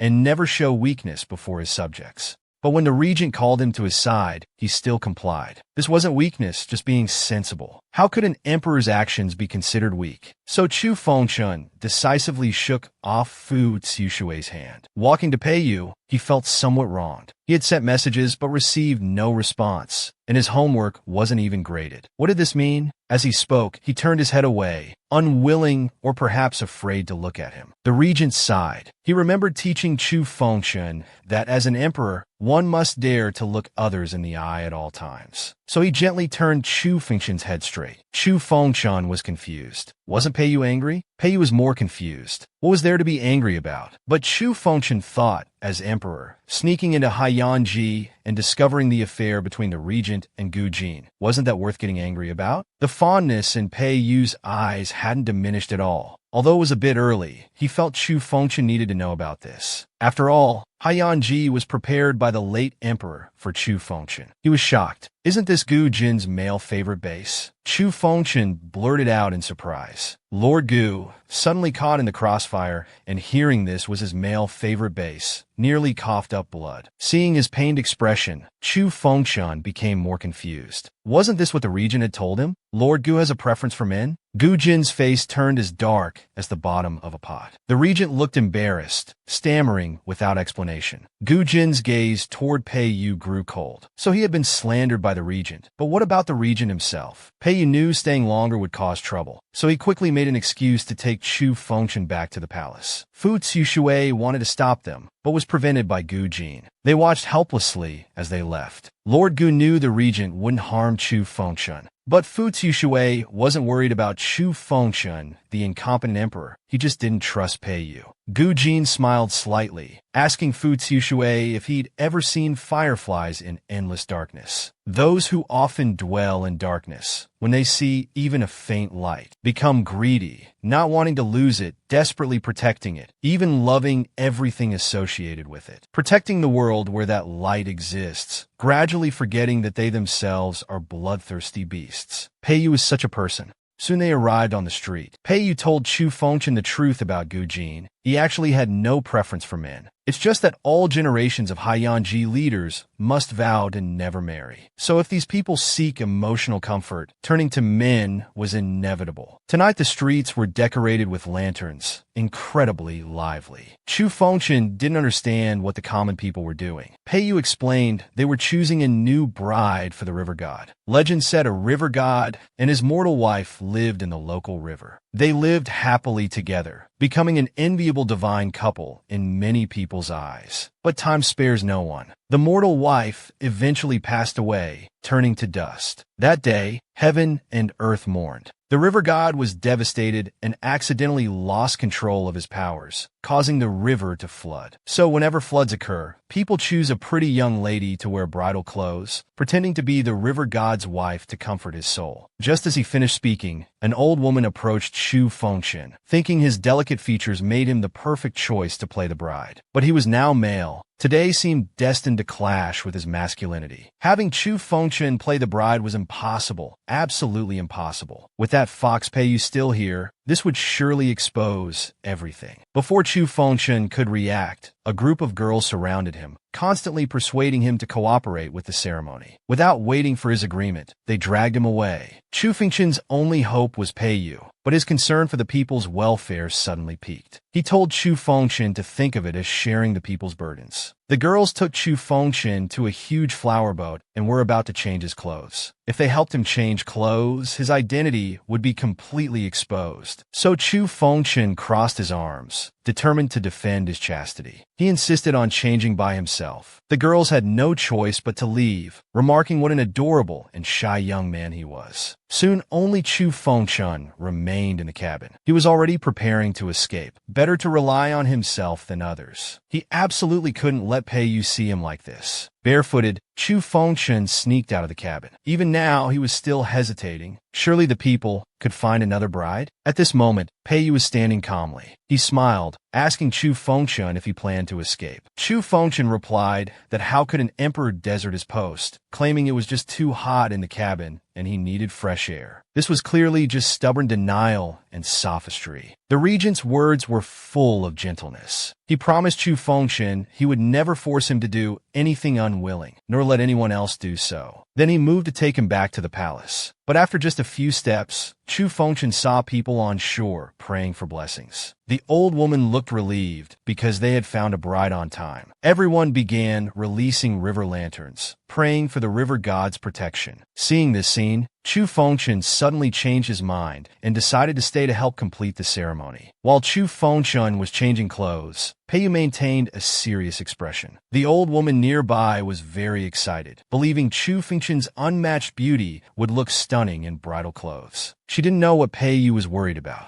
Actually, he was just nervous. This was his first time seeing Chu Fengchen in women's clothing. The door opened, and Chu Fengchen walked out holding up the skirt. The moment he saw her in female attire, Peiyu was stunned. All preparations were complete. Now Chu Fengchen just needed to stand at the bow and receive the people's blessings. It had been long since she wore women's clothing, and now it felt effeminate and awkward. But Peiyu thought she looked beautiful, his eyes full of deep affection. Fireworks burst behind Chu Fengchen. She felt shy and avoided looking at the man before her. Instead, she turned to watch the fireworks in the night sky. Just as he was immersed in the beautiful night view, someone suddenly pushed him from behind. Fortunately, Peiyu caught him in time. Looking back, Chu Fengchen saw it was a burly man who pushed him. The man said the previous bride was sick, and Chu Fengchen was just a fake bride. Below, some gamblers were betting on his identity. This man had lost money and harbored resentment, leading to ill intentions. The people recognized him as Wang Er, a notorious gambler and troublemaker. His words made the crowd half suspicious. Chu Fengchen grew angry. This farce needed to end. When wealth is lost, they blame women's beauty. When money is lost,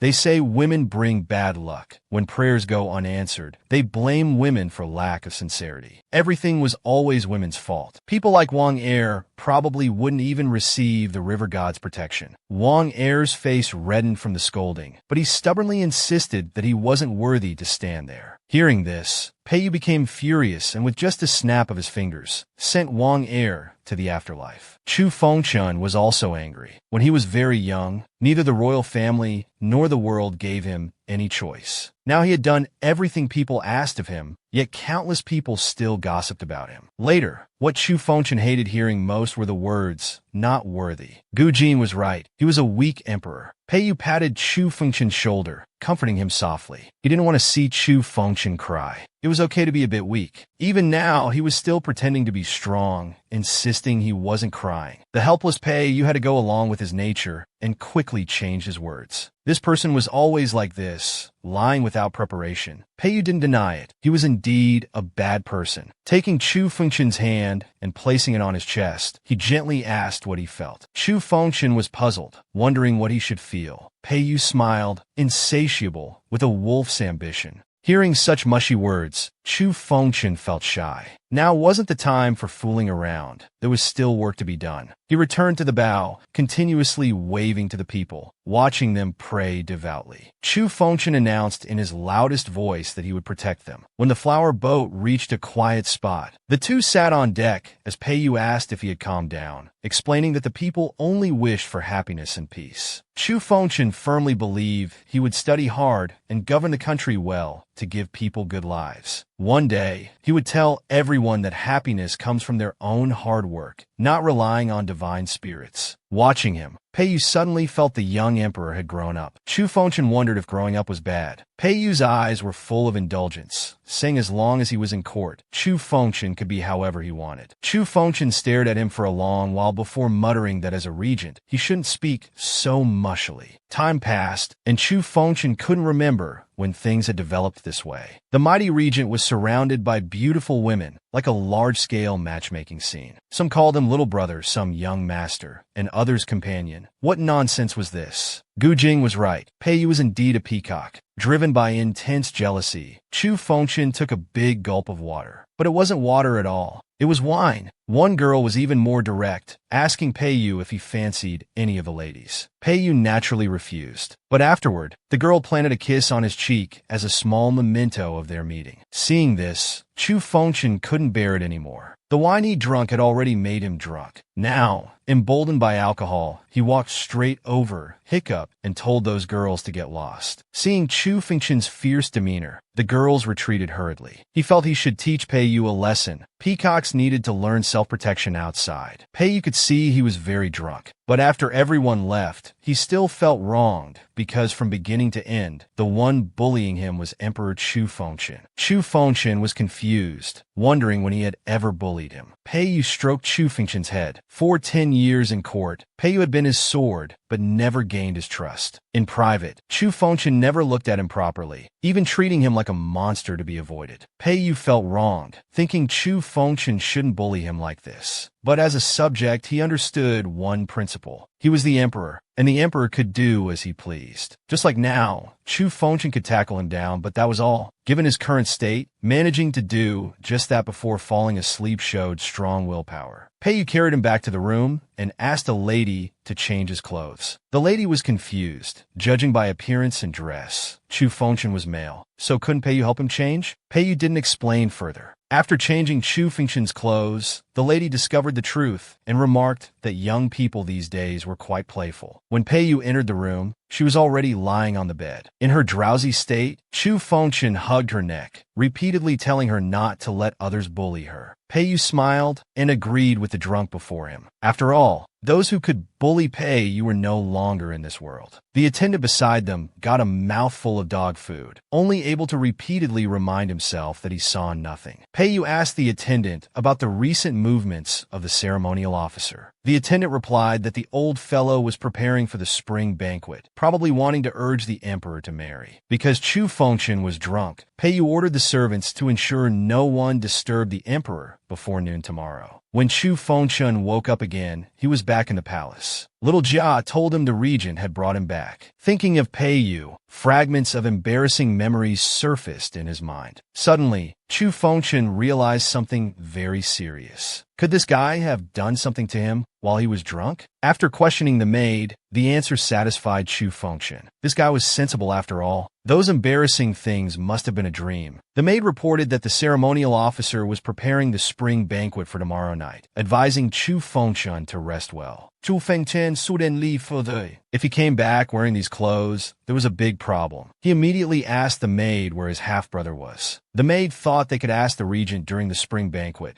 but how could Chu Fengchen bring himself to ask such a thing? What should be done? At this moment, Chu Fengchen felt he had failed his late father. This time, he might be in real trouble. The spring banquet began as scheduled. Looking at the regent, Chu Fengchen felt extremely uneasy. If this guy really knew about his female identity, would he depose him or even imprison him? At this point, there was only one choice left. Chu Fengchen hesitantly walked towards that man. Pei Yu found it amusing. Since the banquet began, he had noticed Chu Fengchen watching him and immediately understood he must have questions. Though feeling like digging his own grave, Chu Fengchen awkwardly asked about yesterday's events. Pei Yu told Chu Fengchen again that he was drunk last night. Chu Fengchen was shocked. How did he know about being drunk last night? This made him more afraid. Pei Yu seemed to notice Chu Fengchen's concerns and explained that a lady changed his clothes, then reminded him not to forget the spring banquet where all officials were waiting. How could Chu Fengchen not go? He could only send Pei Yu away first, saying he would arrive shortly. After the first half of the spring banquet, nobles and officials gathered in the imperial garden. Laughter and playful sounds came from everywhere as the officials' families dressed up beautifully and frolicked about. The maid was amazed by the scene, having never seen so many beautiful ladies admiring flowers. But only Chu Fengchen knew clearly they weren't here to admire flowers. They were here to seduce him, because getting close to him meant a chance to become the empress. Chu Fengchen decided to watch the show and see what tricks they had. Soon, one of the family members couldn't hold back. Though having pure, innocent eyes, her body wasn't behaving, deliberately bumping into Chu Fengchen's arms while claiming it wasn't intentional. Chu Fengchen could only indicate it was fine and asked her to get up quickly. Pei Yu watched this scene from afar, not yet recovered from the sight. The lady then tried to pour wine into the cup, insisting on toasting Chu Fengchen. Chu Fengchen thought it harmless and decided to play along to see what other tricks she had. Suddenly, Pei Yu walked up to them, snatched the lady's wine cup, and told her to apologize but skip the wine. Clearly, he still didn't want Chu Fengchen to drink. With Pei Yu's intervention, the The delicate lady became flustered and started stammering. Her tongue was so tied, she couldn't even pronounce "Your Highness the Regent" clearly. Seeing her confusion, Peiyu excused himself, saying he had important matters to discuss with Chu Fengshen. As soon as he finished speaking, the lady left in tears. Seeing this, made little Jia also excused herself. The show had just begun, and this guy had to ruin it and end the entertainment. Peiyu had once again spoiled Chu Fengshen's fun. However, Chu Fengshen was very curious about what important matter he needed to discuss. Unsurprisingly, he simply poured out the wine from Chu Fengshen's cup in 2 swift moves. He had only come to discourage him from drinking. Chu Fengshen was annoyed again. He thought, this Peiyu first disturbing my rest earlier, and now trying to control me. Chu Fengshen was the emperor after all, free to do as he pleased, and couldn't tolerate this treatment. But then he thought the warning about drinking seemed familiar. Regardless, he needed to regain face first. Chu Fengshen feigned shock and asked if he had done anything inappropriate or embarrassing while drunk last night. Peiyu hesitated, unable to speak for a long while. The usually strategic regent was now speechless at Chu Fengshen's question. He then changed the subject. He again lectured about not drinking. Peiyu was unusually calm today. Usually, he would have started lecturing Chu Fengshen already. Something felt strange, but he couldn't pinpoint what. During their conversation, a minister suddenly interrupted their exchange, insisting that given the beautiful occasion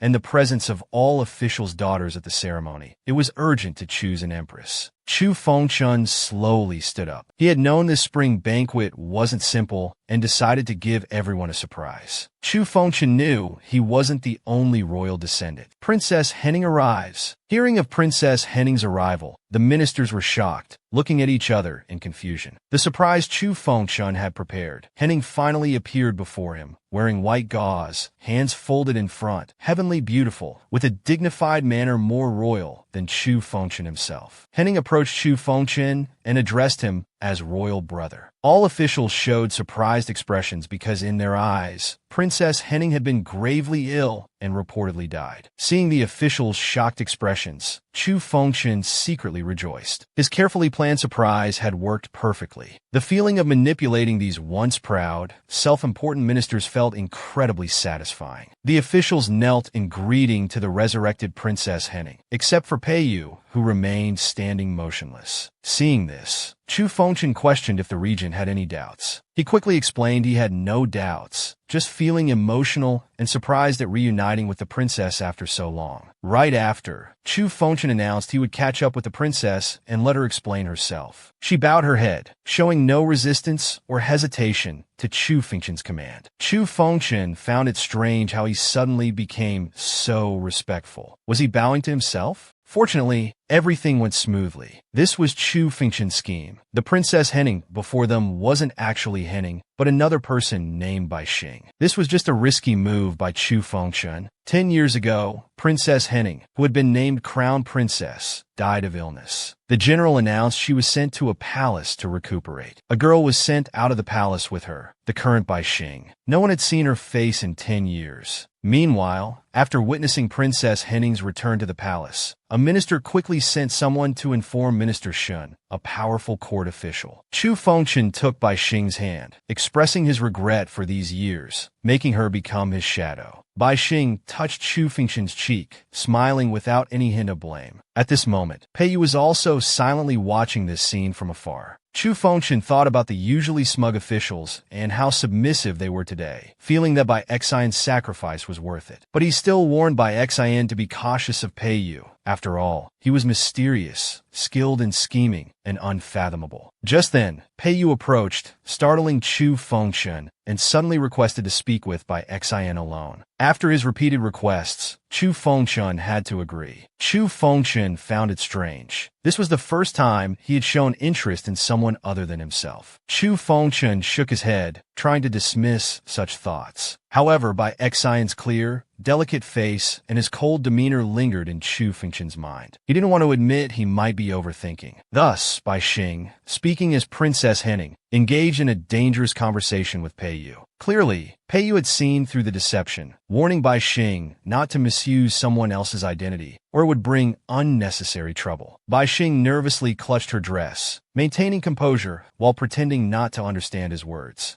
Peiyu realized that Chu Fengshen must have warned by Xin to be wary of him. Suddenly, they turned to look at Chu Fengchun, who wondered if he was plotting something again. Watching them together, the atmosphere felt strange. He felt their relationship didn't seem like that of ruler and subject. Suddenly, a sword shot towards Bai Xin from behind. Peiyu shouted, "Watch out!" as Bai Xin turned aside. The blade grazed past their face, and unfortunately, the facial veil fell off. Chu Fengchun was completely frightened, and attendants immediately called to catch the assassin. He rushed forward to check Bai Xing's injuries, fortunately finding no serious harm. But with the veil fallen, Bai Xing's true face was revealed to everyone. Now, people below were discussing why the fake Princess Henning looked nothing like the Emperor. Chu Fengchun remembered Pei Yu's advice about maintaining eye contact when staying calm, showing no weakness. Sure enough, a minister questioned why Princess Henning, though sharing a father with the Emperor, looked so different. Chu Fengchun wouldn't indulge them, acting as if nothing happened and telling them not to meddle in royal family matters. But being young, he lacked authority, unlike the regent who had built his prestige through years in court. Among this group, some had already begun doubting Henning's identity, though Chu Fengchun didn't know who. Pei fell into deep thought at this moment. She certainly wasn't Princess Henning. Pei walked forward and exposed Chu Fengchun's deception. He couldn't understand what Pei was trying to do. Shortly after, Pei stated he had anticipated the assassination attempt on by Xin, explaining she was just a body double, and the real Princess Henning wasn't present. Chu Fengchun grew more confused. The crowd quickly became noisy again. Rumors had long circulated that Princess Henning had died from illness, and no one had seen her appearance. People began suspecting the regent was hiding something for His Majesty. Seeing the loyal minister's discussions, Pei immediately stated that he had not only seen Princess Henning, but also went boating with her last night. As for whether others had seen her, half the capital city had already seen her. Chu Fengchun found it incredible that he would help him. While he was still confused, Pei turned the tables, questioning why the ministers weren't investigating the assassin,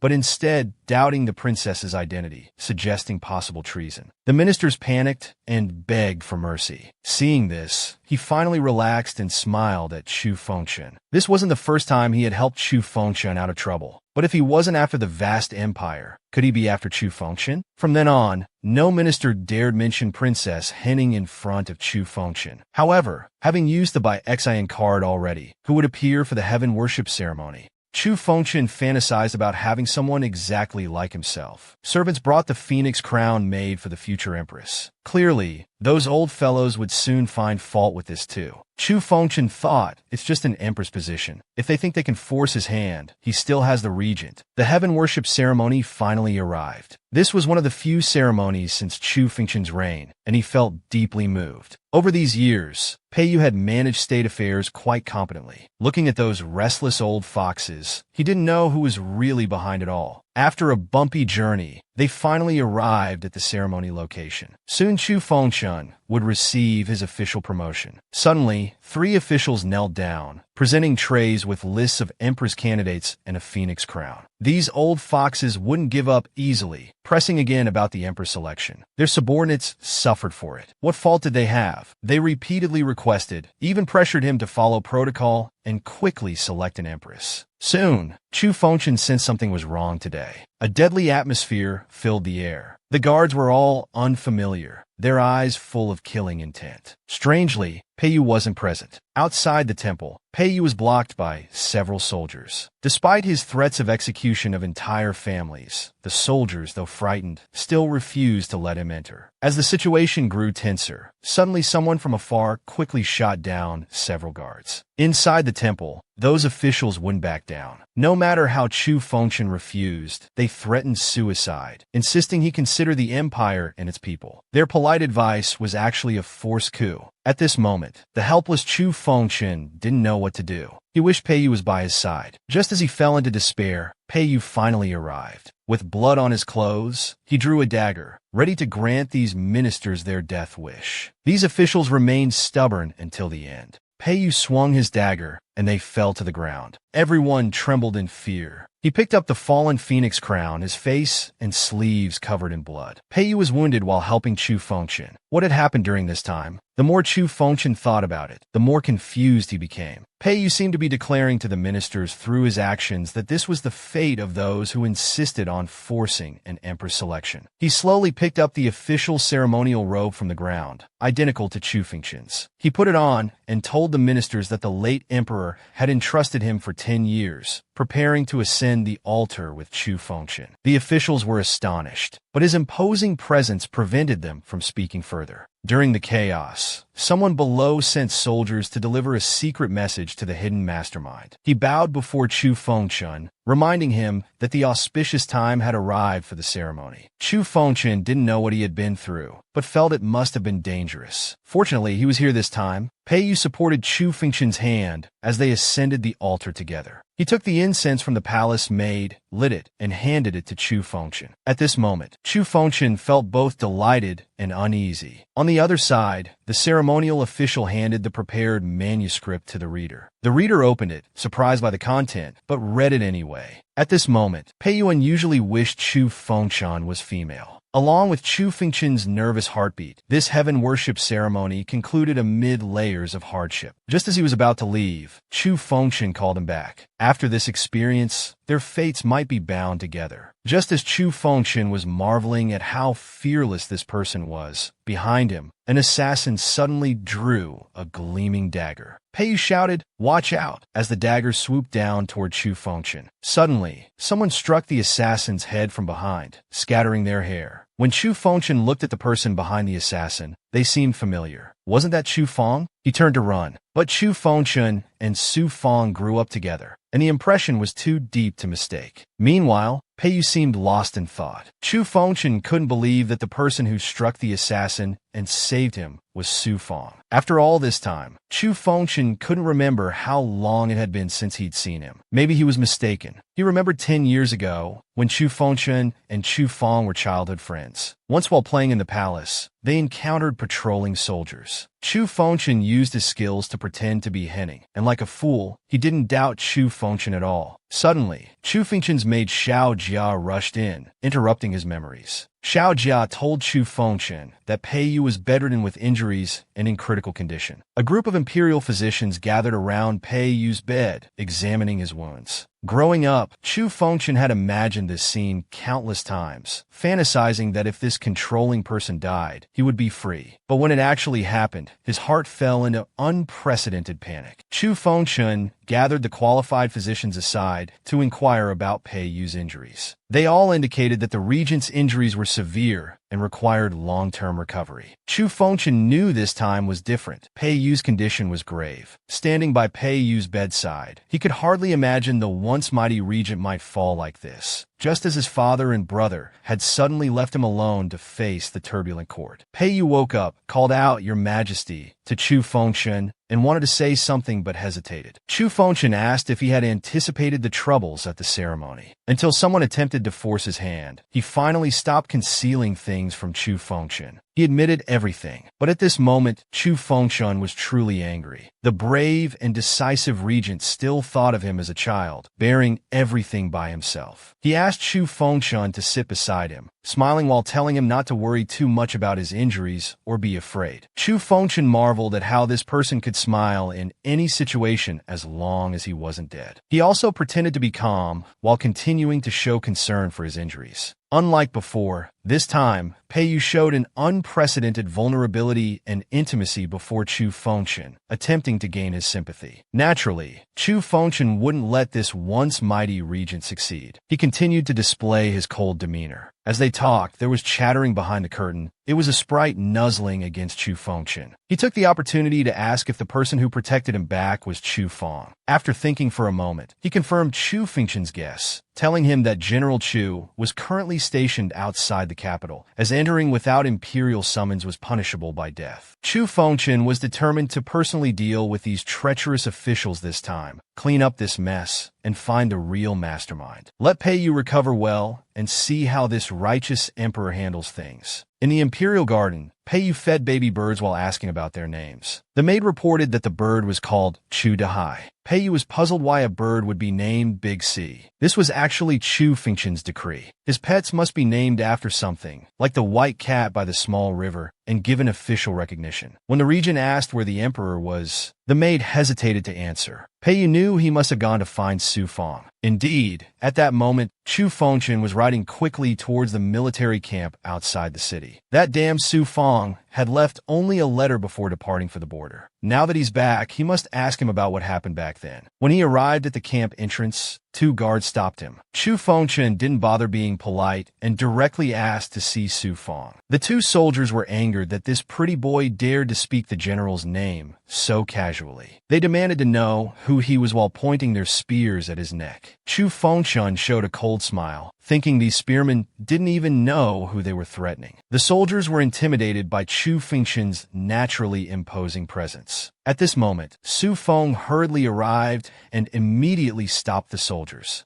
He bowed to Chu Fengchen. The soldiers were stunned to learn the visitor was the emperor. Chu Fengchen followed Su Fong into the tent, feeling his old friend was acting strange today. Before he could speak, Su Fong asked if he came to hold him accountable for returning to the capital. Chu Fengchen certainly didn't have that intention. But before he could speak, Su Fong quickly explained that he hadn't entered the city and hadn't violated the late emperor's prohibition. This was clearly a lie. If he hadn't entered the city, then who was the person who shot arrows at the ceremony? But Chu Fong insisted he had been guarding the border and dared not return without imperial decree. The scene of their last parting was still vivid. Chu Fengchen didn't know what he had done wrong to make his once best friend become so distant and estranged. When Chu Fengchen asked Zhai Fong why, he said nothing, and even touching him seemed difficult. Moreover, he kept calling him Your Majesty. Compared to this formal address, Chu Fengchen would rather have him call him Yining. At the mention of this name, Su Fong immediately became nervous, claiming Princess Yining was still at the princess's mansion, then left citing busy military affairs. Shortly after, a beautiful girl entered, introducing herself as Ruan Yu,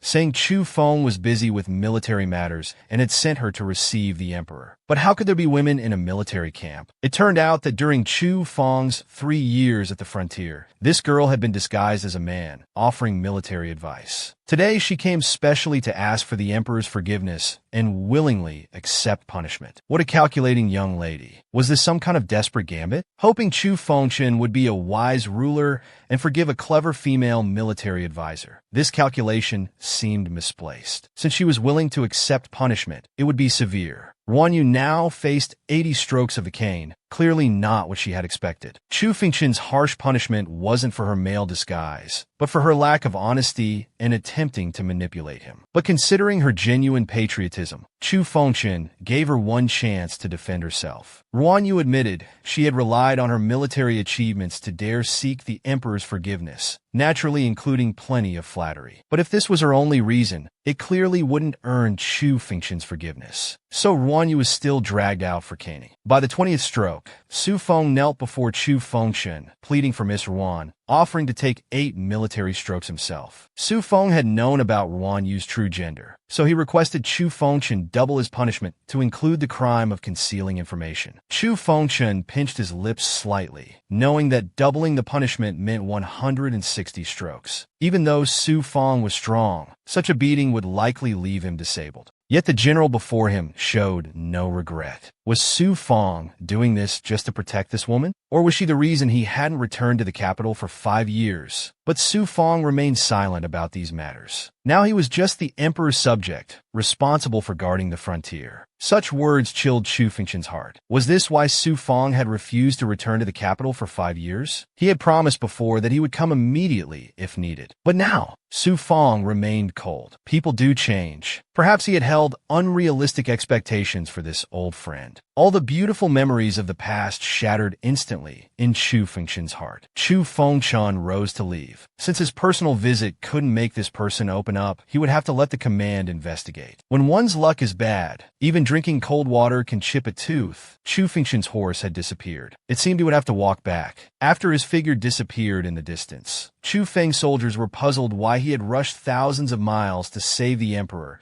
yet concealed his true intentions, letting the emperor misunderstand him. Chu Feng gazed into the distance. With his military power, getting too close to the emperor would inevitably arouse suspicion from certain people, possibly causing them to move against the emperor sooner. The current distance was also a form of protection for Chu Fengshen. Whether they remained friends no longer mattered. Chu Fengshen's bad luck continued. Without a horse, difficult mountain paths, and now rain starting to fall. Should he return to the military camp? Chu Fengshen decided against it. He didn't want to see that annoying person now. Finding any place to shelter from the rain would do. Meanwhile, a carriage was racing toward the military camp. The driver was Regent Peiyu. As the carriage continued speeding through the wind and rain, suddenly, on a small mountain path, Peiyu spotted a familiar figure. It was Chu Fengshen. He was still immersed in sadness, thinking Chu Fengwei would value their childhood friendship. Now he realized how terribly wrong he was. Just then, Chu Fengshen suddenly felt the rain stop above his head. Looking up, someone was holding an umbrella for him. The person holding the umbrella was none other than his familiar Regent Peiyu. Chu Fengshen thought he must be dreaming. Wasn't this guy supposed to be recovering in the palace? He even thought it was just his imagination. Even if this guy had really come, it must be to settle scores with him. But when Peiyu actually spoke to him, he felt it must be a dream, because the real Peiyu would never say such kind words to him. He complained that Chu Fengshen never trusted him. Chu Fengshen could clearly feel the sorrow in his words. At this moment, Chu Fengshen had no more reservations. Even if it was just a dream, he just wanted to be close to him. This was the first time he had felt this way since meeting Peiyu. His shoulders now looked incredibly broad to Chu Fengshen. He wished Peiyu would stay by his side forever. An intense dizziness came over him, his body gradually weakening. Chu Fengshen lost consciousness. Just then, Su Feng received news that the emperor's horse was still in the military camp, and there was no news of the emperor returning to the palace. This greatly worried Su Feng, who immediately ordered a search of every corner of the suburbs to find Chu Fengshen's whereabouts. Peiyu carried Chu Fengshen slowly, requesting the military doctor to examine him. In the military tent, Chu Fengshen was placed on the bed, feeling cold all over. Peiyu thought to himself, "This is bad. The emperor has a fever." At this time, Chu Feng entered. Peiyu's actions today seemed unwise to him. One handled external affairs, one internal. They had made a promise to the previous emperor. The regent would find ways to make Chu Fengshen hate him. Before Chu Fengshen took power, he would be Chu Fengshen's whetstone, ultimately to be defeated by Chu Fengshen himself. Peiyu smiled. He certainly remembered their agreement, but now he couldn't bear to do it anymore. The next day, Chu Fengshen woke from his stupor and found himself still in the military camp. Last night's memories were already very blurry. Hadn't he left? How did he come back? Did he sleepwalk back? He seemed to have had a dream last night, and it was a super scary one. Just then, the silver curtain of the tent was lifted. Peiyu walked in. Chu Fengshen was bewildered, wondering why this guy was here. Perhaps last night wasn't a dream after all. Peiyu held a bowl of porridge, thinking Chu Fengshen must be hungry after being unconscious all night. Even if he didn't want to fulfill last night's promise, he still needed to take responsibility. Speaking of last night's promise, Chu Fengshen remembered that embarrassing experience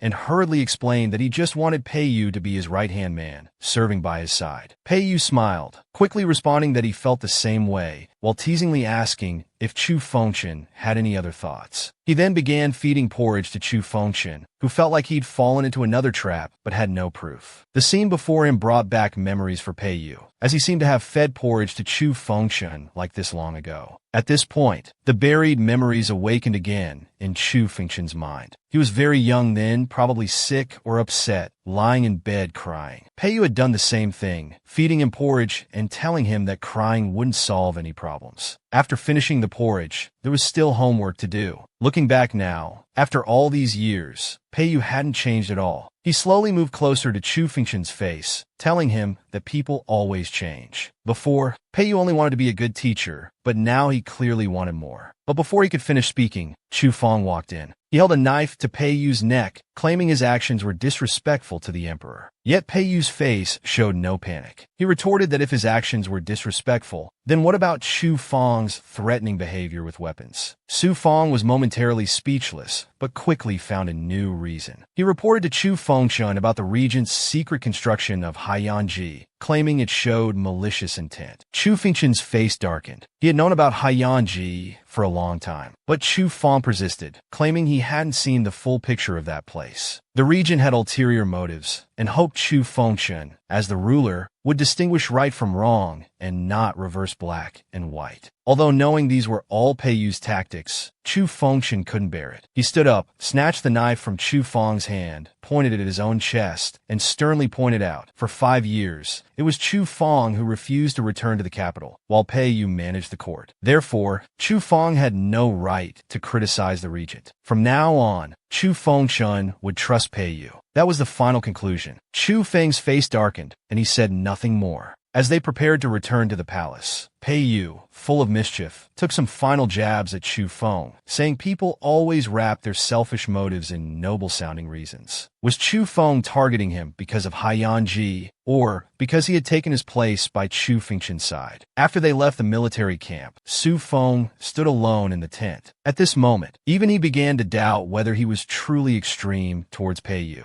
Then Xin Qingji came to his tent. This official knew that Su Feng had sent troops to investigate Haiyanji, but it was heavily guarded and this method wouldn't yield results. So he brought years' worth of collected dirt on the regent. Su Feng couldn't figure out what this guy was really up to. Xin Qingji smiled sinisterly, stating it was merely to eliminate harm to the people and uphold the state. Chu Fengchen and Peiyu finally returned to the palace. It felt so good to be home. Suddenly Peiyu lifted him by the waist, saying his illness hadn't fully recovered and he needed rest. Chu Fengchen angrily cursed that he was becoming more and more unruly. Didn't he care about face? After a full day's rest, he felt his illness had improved, but Peiyu wouldn't accept this. This fox was clearly settling scores. When he woke up, his clothes hadn't been changed, so this guy probably hadn't discovered Chu Fengchen's chest binding. At this point, Chu Fengchen tried to send Peiyu away, using rest as an excuse, but he insisted on Chu Fengchen fulfilling his promise. Chu Fengchen was confused. What promise? Had he made any promise? He couldn't remember, but these small tricks couldn't fool Peiyu. Years of interaction had made him thoroughly familiar with Chu Fengchen's habits. He grabbed Chu Fengchen's hand as he reached for the blanket. He knew well that whenever Chu Fengchen lied, he would avoid eye contact, even closing his eyes. If all else failed, he would cover his head with the blanket. Chu Fengchen told him to let go, but this guy actually defied the imperial order. He was becoming more and more shameless. He felt the previous Peiyu wasn't like this, but he claimed that he hadn't sought any official status before, but now things were different. Chu Fengchen's heart skipped a beat. His current identity was that of a man. If he gave him status, wouldn't everything be exposed? Chu Fengchen could only slap his hand away. He buried himself under the blanket, warning Peiyu that male romance would lead nowhere. But he wouldn't accept this, his eyes playful, insisting on discussing with Chu Fengchen, whose sleeve was really cut. Seeing Chu Fengchen still curled up in a ball, covered by the blanket, Peiyu stopped pursuing the matter. He just said he would go handle some state affairs on his behalf. Chu Fengchen was curious about what state affairs he meant. Would regicide and usurpation count? But he was clearly wrong. The state affairs Peiyu referred to was Chu Feng's unauthorized return to the capital. Because this matter was very serious, it had to be dealt with severely. Upon hearing about Officer Chu Feng, Chu Fengchen instantly lost composure. He stopped playing around, threw off the blanket, got out of bed barefoot, and walked to Peiyu. Stammering, he told him not to give Chu Feng a hard time. There was a hint of sadness in Peiyu's eyes. Indeed, they were childhood friends. It was because of this old relationship that despite the general's repeated refusal to return to the capital for 5 years, and this time his return was full of suspicions, with a lover waiting at the frontier, yet Emperor Chu Fengchen was still tirelessly protecting this old friend. Hearing Peiyu's jealous words, Chu Fengchen walked up to him, explaining that Chu Feng wasn't just his old friend, but also his new brother and the late emperor's appointed minister. He was connected to everyone and the nation itself, so of course he needed protection. If anyone troubled Peiyu, he would do the same. All these years, this guy might as well have had ambitious usurper written on his forehead, yet Chu Fengchen hadn't given him any trouble. As regent, what more favoritism did Peiyu want? Peiyu finally smiled. Since the emperor favored him so much, he would naturally become spoiled. He requested another favor from Chu Fengshen. Peiyu slowly moved closer, and Chu Fengshen was puzzled. This guy already had power over the court. What else could he not obtain? There was something, though Chu Fengshen hadn't thought of it. Suddenly, an ominous feeling came over him. Sure enough, this feeling was quickly validated. This time, he wanted the position of Prince Consort. He stated it clearly. The kingdom was indeed what he sought, and Chu Fengshen was his. Chu Fengshen was startled. The position of Prince Consort wasn't something to be given away casually. Now, playing dumb was Chu Fengshen's only way out,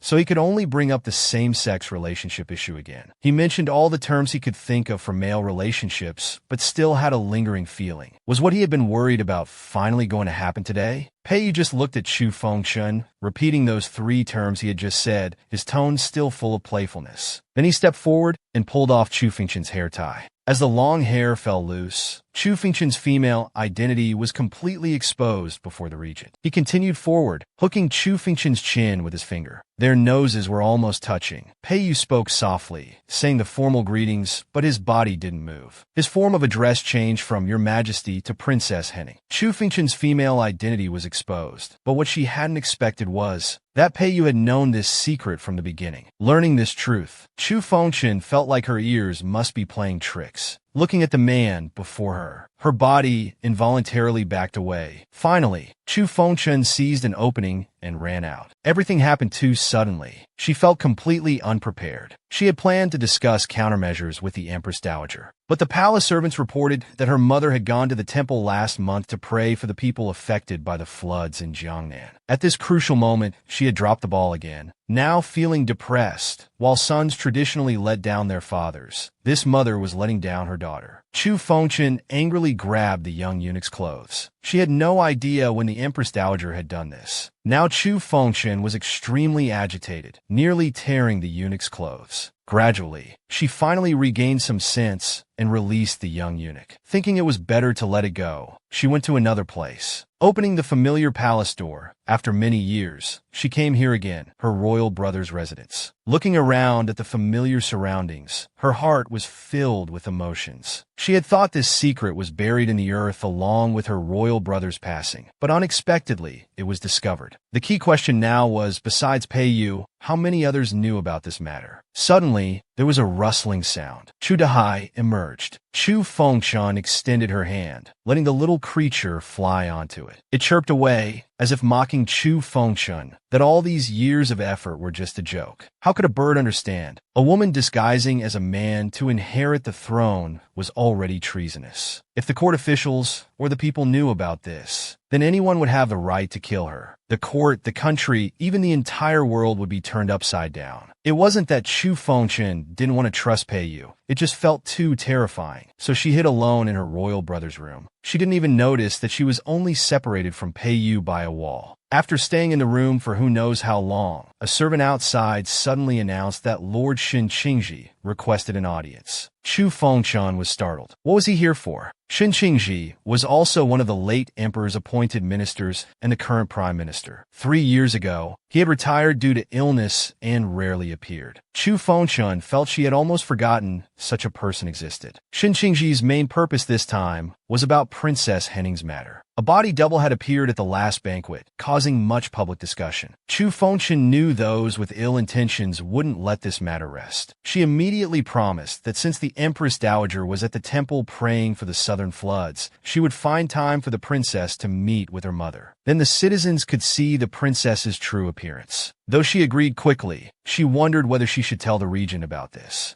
Shin Qingji just stared at Chu Fengshen. After a long while, he nodded in agreement and took his leave. The auspicious date was set for 2 days later. That day, Chu Fengshen's carriage arrived at Jifu Temple. Along the way, people were discussing, as no one had ever seen the princess's appearance. Since the last incident, Peiyu had moved back to his own mansion, leaving Chu Fengshen alone to face this enormous shock. She hadn't slept for 3 days. Now tired and afraid, the carriage arrived at the temple entrance. Chu Fengshen could only steel herself and take things as they came. The Prime Minister led the officials to welcome her at the temple gate. Chu Fengshen, wearing a veil, descended from the carriage and entered the main hall, where she saw at the central altar. The offerings weren't particularly lavish, just roots and leaves. According to the Prime Minister, the harvest was poor this year, and people could only hope for divine blessings to get through this difficult year. Chu Fengshen was deeply moved. She wanted to promise to protect them herself, but remembered her current identity as princess, so she had to change her words to say her royal brother would protect the people. While Shun Qingji exchanged pleasantries, he guided her to the offering table. At this moment, Chu Fengshen suddenly heard a sound from under the offering table. Pulling back the curtain, she found a little girl hiding under the table. The child suddenly lunged at her and pulled off Chu Fengshen's veil. The officials saw that the princess's face closely resembled the emperor's, confirming she was indeed Princess Henning. Shun Qingji immediately reacted, ordering someone to marry off the little girl and apologize to Chu Fengshen, claiming it was just an accident. The troublemakers had been caught, and no one would disturb her again. While Chu Fengshen responded politely, she laughed coldly inside. This was probably not a simple accident. It must have been another verification of her identity by this old fox. Now Shun Qingji would be disappointed because she was the real princess. At this moment, a young monk entered, saying the Empress Dowager was waiting in the back wing. So Chu Fengshen followed the young monk's steps. Walking towards the back courtyard, the Prime Minister was leisurely playing chess by a stone table. His subordinate reported that they had verified this was the real princess, but Shun Qingji remained uneasy. If the princess's identity wasn't an issue, then who was the one sitting high in the palace? Arriving at the back courtyard, Chu Fengshen found no wing rooms, but rather what appeared to be a dye house. But why would there be a dye house in a temple? She failed to notice a servant slowly extending his hands behind her. Taking advantage of her unawareness, he suddenly pushed her. Chu Fengshen lost balance and fell, getting covered in dye. She immediately turned to see who had ambushed her, but only caught a blurry figure. This must be another plot. Someone wanted to mark her body. News of the princess's disappearance instantly spread throughout the temple. Everyone was frantically searching everywhere like ants on a hot pot. Chu Fengshen hid behind a large tree. This was truly life-threatening. The dye was impossible to remove. Moreover, the guards outside were unfamiliar, not from the princess's mansion. She would eventually be found if this continued. To escape, there was only one way. In her current situation, she had to take the risk, so she turned and entered the temple's main hall. Finding candles on the offering table, she set fire to the temple curtains. Using the fire as cover, she put on a cloak and slipped out of the temple. The temple was in chaos, and the soldiers' attention was somewhat divided. Seeing her chance, Chu Fengshen quickly escaped to the street. It was raining. She walked in the rain. She felt guilty about the temple monks, but had no choice for her escape. Running frantically through the streets, she accidentally bumped into an old woman. Seeing Chu Fengshen was a girl, the old woman kindly told her about the temple fire and advised her not to run around, but seek help at the post station. Chu Fengshen thanked the old woman. Continuing in the rain, going to the post station was an option, but it would be too conspicuous. To be safe, Chu Fengshen decided to return to the capital that night. Just then, two blurry figures appeared in the distance. Frightened, she quickly hid behind a roadside tree. The two were soldiers ordered to find the princess. They had searched everywhere, but still couldn't find Chu Fengshen's whereabouts. Chu Fengshen had few trusted people in the capital. The only place she might go was General Su Feng's military camp, so the two decided to search there. Hearing their conversation, Chu Fengshen couldn't help but smile bitterly. She suddenly remembered Pei Yu's words. He had always been there. Actually, Chu Fengshen did have people she could trust. She just didn't dare hope for someone who would silently watch over her, accompanying her without any ulterior motives. After all, she couldn't even control her own life. But at this moment, Chu Fengshen decided to gather courage to hope, to pursue that feeling she had never experienced before. Having made up her mind, she continued walking in the rain. Meanwhile, the Regent Prince's subordinates reported to Pei Yu that they had searched everywhere but couldn't find any trace of Chu Fengshen. Unwilling to give up, Pei Yu immediately ordered more people to search again. The subordinates hesitated, concerned about the mansion's security. They hoped that perhaps Chu Fengshen had found shelter in someone's home. But Pei Yu couldn't take that chance. Seeing his determination, his subordinates dared not argue further and immediately left to follow orders. Peiyu ordered his servants to return to the mansion first. At the gate, he saw a silhouette he had been longing for. Chu Fengchun was waiting for him at the mansion. At that moment, their eyes met. They stood there staring at each other, frozen in time, neither speaking first. If possible, Chu Fengchun really didn't want him to see her in this state. This was her most disheveled moment. She hesitated to speak. Finally, Peiyu spoke. His voice carried a hint of apology,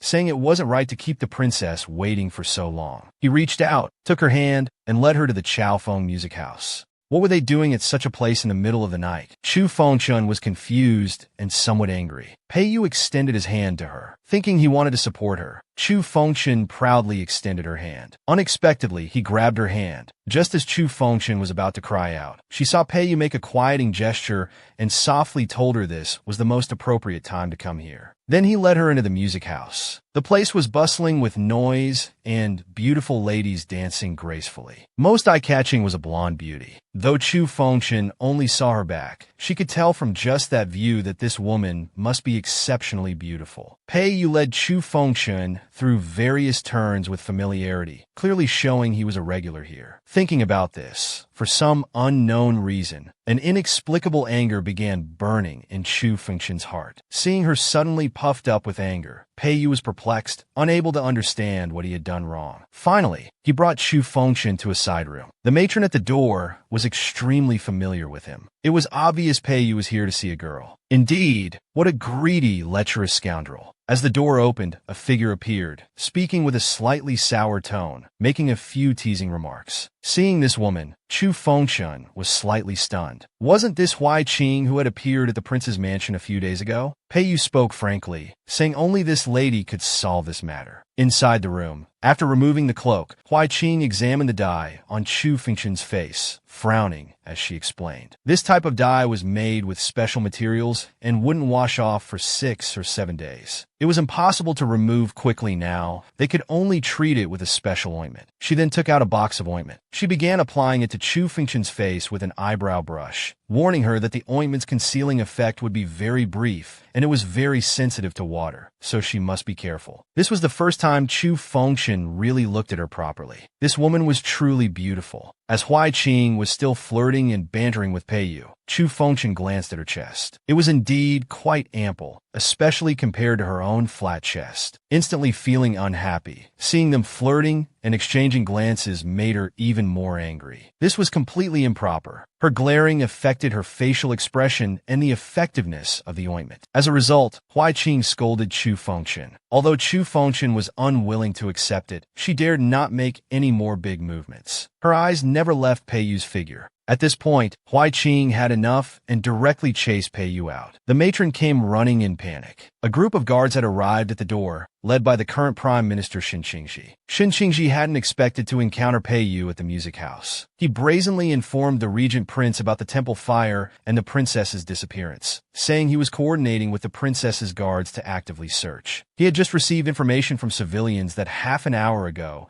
someone with a build similar to the princess had entered this place. Therefore, he specifically led guards to search. The princess's safety was extremely important, so he believed the Regent Prince would understand. Their gazes clashed in midair, sparks flying. Finally, Shin Qingji demanded the guards open the door. Pei didn't give in to the Prime Minister. He mocked that perhaps due to long illness, he had forgotten the distinction between ruler and subject. Shin Qingji's attitude was very firm, claiming that for the sake of the empire and the princess's safety, he was willing to risk his life. Then he moved to open the door. At this moment, the door was pushed open from inside. Out came Chu Fengchun, now dressed in men's clothes. Shin Qingji was very surprised to see the emperor. He hurriedly reported about the temple fire and the princess's disappearance, while explaining that he was doing his best to find the princess's whereabouts. How could Chu Fengchun let him continue investigating? She claimed to have already seen the princess and escorted her back to the palace. Shin Qingji clearly still had concerns, probing whether there was anything unusual about the princess. Chu Fengchun certainly knew what he was referring to, and immediately responded. Shen Qingji was stumped, unable to use this as a breakthrough point, and immediately changed his angle of attack. He claimed that at this hour, the Regent Prince and Emperor were still seeking pleasure at the music house, and that the Regent Prince, as a minister of assistance, had completely failed the late Emperor's trust. Seeing this old man still making trouble, Chu Fengchun was extremely angry. Previously, Pei Yu would always shield her, but now she wanted to properly act as Emperor herself. So she began to rebuke Shen Qingji, stating that their deep friendship made their presence at the music house unremarkable. Pei Yu stood aside with a smile, staying out of it. Shen Qingji was extremely frustrated, his head full of questions, seemingly surprised that the Emperor would speak up for the Regent Prince. Chu Fengchun's verbal assault didn't stop. Moreover, as Chu Fengchun was now a young man, it was reasonable to have some female companions. As for Shen Qingji, he was after all just a subject. How could he interfere with the Emperor's private life? Or perhaps this old man wanted to join in as well. Shen Qingji was left red-faced by Chu Fengchun's words. He turned and stumbled away with his head lowered. Huai Qing looked at Chu Fengchun with admiration, surprised that this little rabbit knew so much. Chu Fengchun's face was completely red. It was time to change back into women's clothes. Even if something unexpected happened, revealing the marks on her face wouldn't be a big problem. While Chu Fengchun was changing clothes, Huai Qing couldn't help but praise how cute Pei Yu's little rabbit was. This time, Pei Yu didn't give the woman face, only saying don't think about it, which earned him a big eye roll from the woman. Chu Fengchun followed Pei Yu back to the prince's mansion. As soon as they reached the gate, she was recognized as the girl from the painting. The old servant's dim eyes seemed to flash with golden light, understanding everything. She was excited and had even thought of names for their future children. The two walked side by side, both knowing that once the seed of suspicion was planted in Shen Qingji's heart,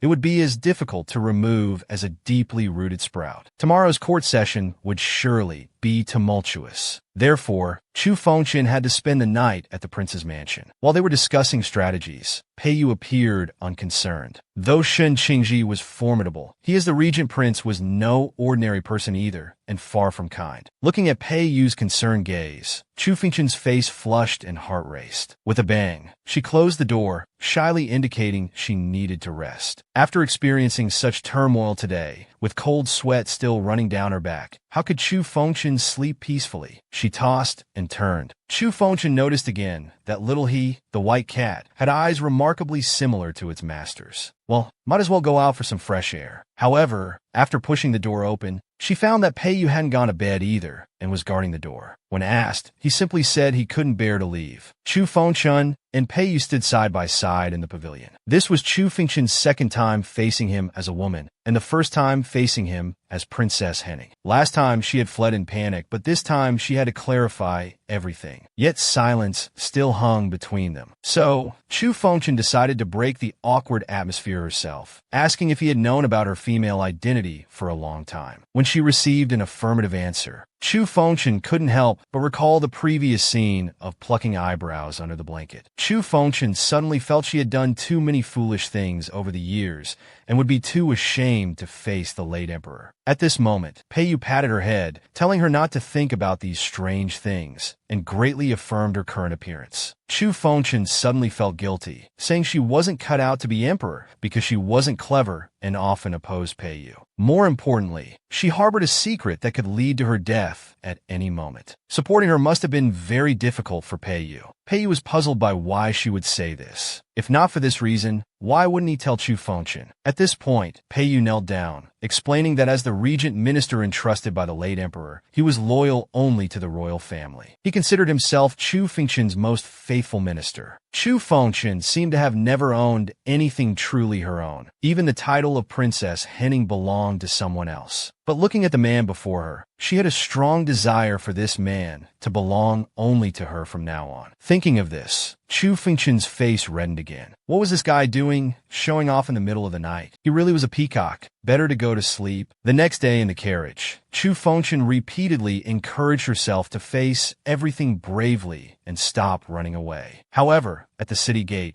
Pei Yu's servant reported that someone seemed to be making a big issue of the princess's disappearance. questioning the patrol troops outside the city. They were now in a standoff with Chu Feng's troops. Pei wanted to have someone escort Chu Fengshan back to the palace first, but she voluntarily proposed going to the suburban military camp. Princess Henning had disappeared in the suburbs. If they didn't find that person in the suburbs, they might use it as an excuse to search the city. Pei smiled at Chu Fengshan. The former emperor seemed to have truly grown up, so they went to the suburbs together. Shen Qingji and Chu Feng's troops had set up separate camps, but remained in a standoff. Chu Fengshan and Pei got off the carriage. Now Chu Fengshan had to leave temporarily, instructing him to hide well. Just then, Pei answered her question from yesterday. Supporting her wasn't difficult at all. Chu Feng and Shen Qingji were still in a standoff when Chu Fengshan appeared before them in women's clothing. The surrounding residents also noticed that the princess had arrived. Upon seeing Chu Fengshan, Shen Qingji immediately approached with false concern and flattery. But only Chu Fengshan knew that her appearance would likely disappoint the prime minister. Yesterday's temple fire and the princess's safe return to the palace were just a show to reassure Minister Shen. Chu Fengshan ordered Minister Shen to withdraw the suburban patrols. Then she directly returned to the princess's mansion. Though Chu Feng wanted to say something, Chu Fengshan didn't give him the chance. That afternoon, the suburban patrols were withdrawn. As Shen Qingji accompanied Chu Fengshan into the city, people cheered that the wise minister had finally returned. But only Chu Fengshan knew that this seemingly elegant prime minister beloved by the people was actually a highly venomous cobra. Back at the palace, Chu Fengshan announced that the emperor had caught a cold and court would be canceled for the day. Everyone wondered why the emperor had suddenly fallen ill. Meanwhile, Chu Fengshan was lying in bed reading in the inner palace. The young maid was puzzled why she still pretended to be sick after the marks on her face had been removed. This pretense was necessary. Rather than being caught off guard by the opponent's probing, it was better to take the initiative and draw out the snake. Sure enough, soon a servant reported that Shen Qingji requested an audience. The fish had taken the bait. Chu Fengshan quickly got ready and had him called in. He said he'd heard about Chu Fengshan's illness and brought a female doctor. Upon seeing this woman, Chu Fengshan immediately had an ominous feeling. This visitor clearly had ill intentions. But to maintain the act, Chu Fengshan pretended to be weak and sneezed several times. According to Minister Shen, this female doctor was the granddaughter of Chief Physician's son from the Imperial Medical Institute, specially brought to attend to Chu Fengshan. Chu Fengshan kept her male identity firmly in mind. She stated that while this doctor was a young lady who practiced medicine, it would be inappropriate for her to attend to a man. Shen Qingji remained unmoved, arguing that all people were the emperor's subjects, so there was no need for such formality. Besides, if Chu Fengshan took a liking to this girl, it could become a beautiful story. So this was his true intention, sending a woman to monitor Chu Fengshan. If she showed any suspicious behavior these days, and her identity as the princess was discovered, she would undoubtedly meet a terrible end. If nothing happened, he could persuade Chu Fengshan to take this girl as a consort. No one would believe that a young emperor and a young lady spending several nights together wouldn't develop feelings. This way, Shen Qingji could naturally place his confidant in the inner palace. If Chu Fengshan refused to take a consort, she would be unable to face the court officials. It was indeed a clever plan, killing two birds with one stone. But Shen Qingji underestimated Chu Fengshan. If all people were the emperor's subjects, shouldn't that include Shen Qingji himself? Chu Fengshan admitted she was responsible for all subjects and should indeed have someone attend to her illness. So why couldn't that person be Shen Qingji himself? Shen Qingji clearly hadn't expected this response and was momentarily stunned. Under Chu Fengshan's repeated insistence, he finally agreed to attend to her. Late at night in the emperor's chambers, Prime Minister Shen Qingji was serving tea to the emperor. Chu Fengshan had a sudden idea to make things difficult for Minister Shen, ordering him to serve tea while kneeling and even to kneel all night while attending to her. Shen Qingji was angry but dared not object and had to comply. At this moment, Pei walked in. This was careless. Due to this tactical error, Chu Fengshan now found herself in a dilemma. Faced with the two most powerful ministers of the court, she dared not move from her bed. Pei came in with disheveled hair, likely angry. He covered Chu Fengchun with a blanket and dismissed Shen Qingji, stating that he would stay to attend. Though Shen Qingji left the palace chambers, he secretly posted guards around to monitor if Peiyu truly stayed all night in the palace. Chu Fengchun was now very nervous. She had thought that by keeping Shen Qingji close, unless he dared to strip her clothes, her identity would never be exposed. After saying this, Chu Fengchun sincerely apologized to Peiyu. He sighed, feeling that Chu Fengchun shouldn't have taken such a gamble, as he would handle everything with his presence. Chu Fengchun felt relieved, glad that he wasn't angry. After all this trouble, Chu Fengchun was tired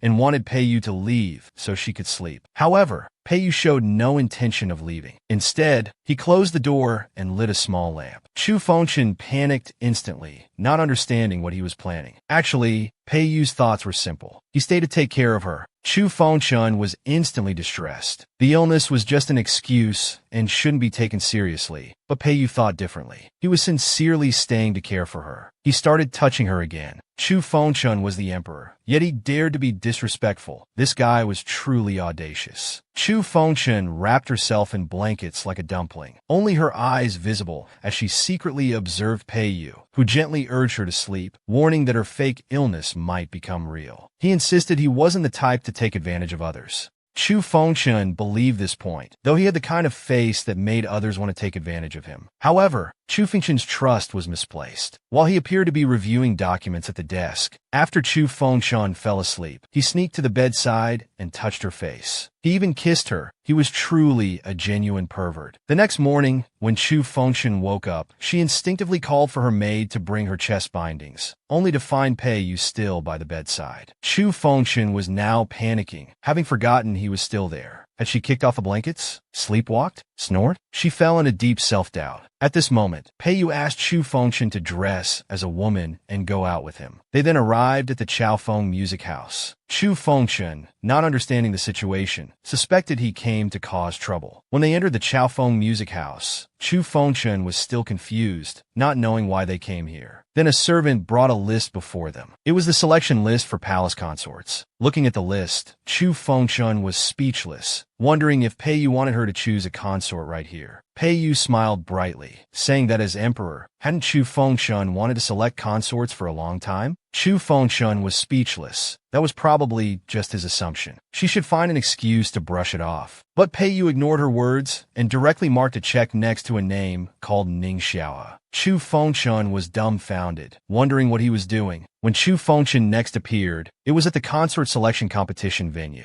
Actually, the Chaofeng Music House was a place that trained talents for the palace's music department. Therefore, many daughters from noble families would do anything to enter this place, seeking opportunities to enter the palace. Historically, many beauties had indeed entered the palace through this path. Admittedly, the ladies here were all quite beautiful. As Chu Fengchun was seriously appreciating them, suddenly someone pushed her from behind. Her hand was scratched by a tree branch. A beautiful girl, looking displeased, sourly called her a person with connections. Chu Fengchun still didn't understand who she had offended or what was going on. A white-haired girl came over and gently comforted Chu Fengchun. She bandaged her wound. It turned out these girls had already gone through 5 rounds of selection before reaching the finals. Since Chu Fengchun had just arrived today and directly entered the finals, that girl named Yinbing was particularly dissatisfied. At the examination site, Chu Fengchun was internally breaking down. Who was she? Where was she? What was she doing? Competing to be her own consort? At the examination site, as viewers of the first episode know, Chu Fengchun was clumsy. So unsurprisingly, after a few moves, she fell and got a big bump on her head. The next round was painting. This was the round that angered Chu Fengchun the most. While she was struggling with painting, Peiyu was sitting opposite, flirting with Huai Qing. Huai Qing noticed Chu Fengchun's gaze and quickly reminded Peiyu, but he remained unmoved. Huai Qing found it amusing. Why was he so angry just because Chu Fengchun had Shen Qingji attend to her earlier? She even wanted to help Peiyu, but he refused. Watching the two chatting and laughing, Chu Fengchun was furious at Peiyu, that peacock. Finally, Chu Fengchun made it to the finals with a drawing of a chick pecking at worms. Undeniably, this was the power of having connections. The result of this final round didn't matter anymore. Chu Fengchun just wanted to end it quickly and take this peacock back to the palace. Seeing Yin Bing looking proud about beating her, Chu Fengshan was indifferent. Even if such a woman won all the tests, Chu Fengshan wouldn't choose her. At that moment, that woman's horse suddenly went wild, galloping towards Chu Fengshan. Chu Fengshan thought her earlier muttering had been overheard, and this woman was seeking revenge by trying to run her over. Only when she heard the woman shouting, "Get out of the way!" from horseback did Chu Fengshan realize the horse was probably startled. As Yin Bing's horse charged forward, when it got close,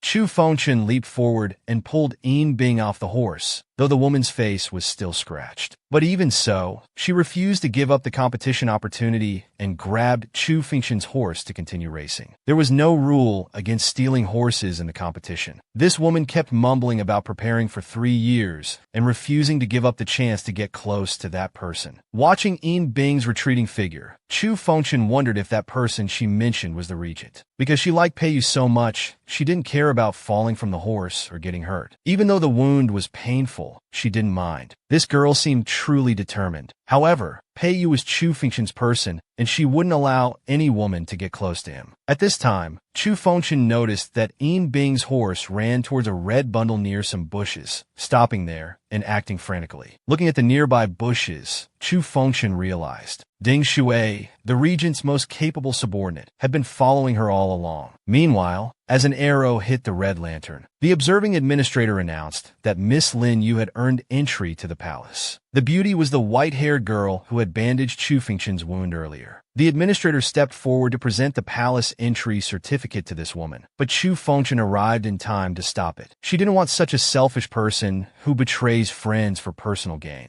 Ling Yu tried to deny it and even tried to blackmail Chu Fengshan about her being someone with connections. However, this woman didn't know the inside story, and her accomplice had already confessed, condemning Ling Yu for ruining their master's plan. Chu Fengshan drew her sword and held it against Ling Yu's neck. The woman immediately began trembling like a sieve. During the 3-month consort selection period, Shen Qingji had sent many people in. The original plan was to have Ling Yu poison Yin Bing's horse and use drugs to make it go crazy, sacrificing the weakest competitor to ensure others' victory. Chu Fengshan was puzzled. If these people had already divided their tasks and planned so meticulously, why did they suddenly turn against each other? Huai Qing reminded Chu Fengshan that the reason was simple. Few sacrificial pawns willingly accept their fate. This palace selection meant the chosen ones were just one step away from immense power. In the face of such temptation, few could control their selfish desires. At this moment, Chu Fengshan looked at that man. The regent, who already held great power, was just one step away from claiming the throne. Yet this man forcefully controlled himself and didn't take that step. Chu Fengshan was deeply moved. At this point, Yin Bing's interruption broke the harmonious atmosphere. This woman believed that since others were eliminated, she had won, and the palace jade pendant should belong to her. Moreover, the regent had promised years ago that if she won the competition, he would grant her one wish. The regent didn't deny this, and the woman stated her wish was to enter the palace. However, at this moment, a hand came between the regent and Yin Bing. Peiyu, that peacock, actually spoke such mushy words with the beautiful lady in front of Chu Fengshan. Don't forget that Chu Fengshan is the emperor. Before the emperor, the regent's words don't count. Yin Bing became angrier. How dare Chu Fengshan, someone with connections, give orders here? What she didn't know was that being surnamed Chu was Chu Fengshan's greatest qualification. There's a distinction between ruler and subject. Chu Fengshan could naturally give orders in place of the regent. Peiyu was quite respectful, immediately kneeling before Chu Fengshan. However, this time he didn't call her Your Majesty but Princess, indicating he would follow whatever decision was made. Yin Bing broke into a cold sweat, clearly not expecting this person with connections to be a princess. Finally, the selection was decided. Huai Qing from the Music Bureau would enter the palace as consort. Huai Qing was embarrassed, thinking this was a joke. However, Chu Fengshan walked over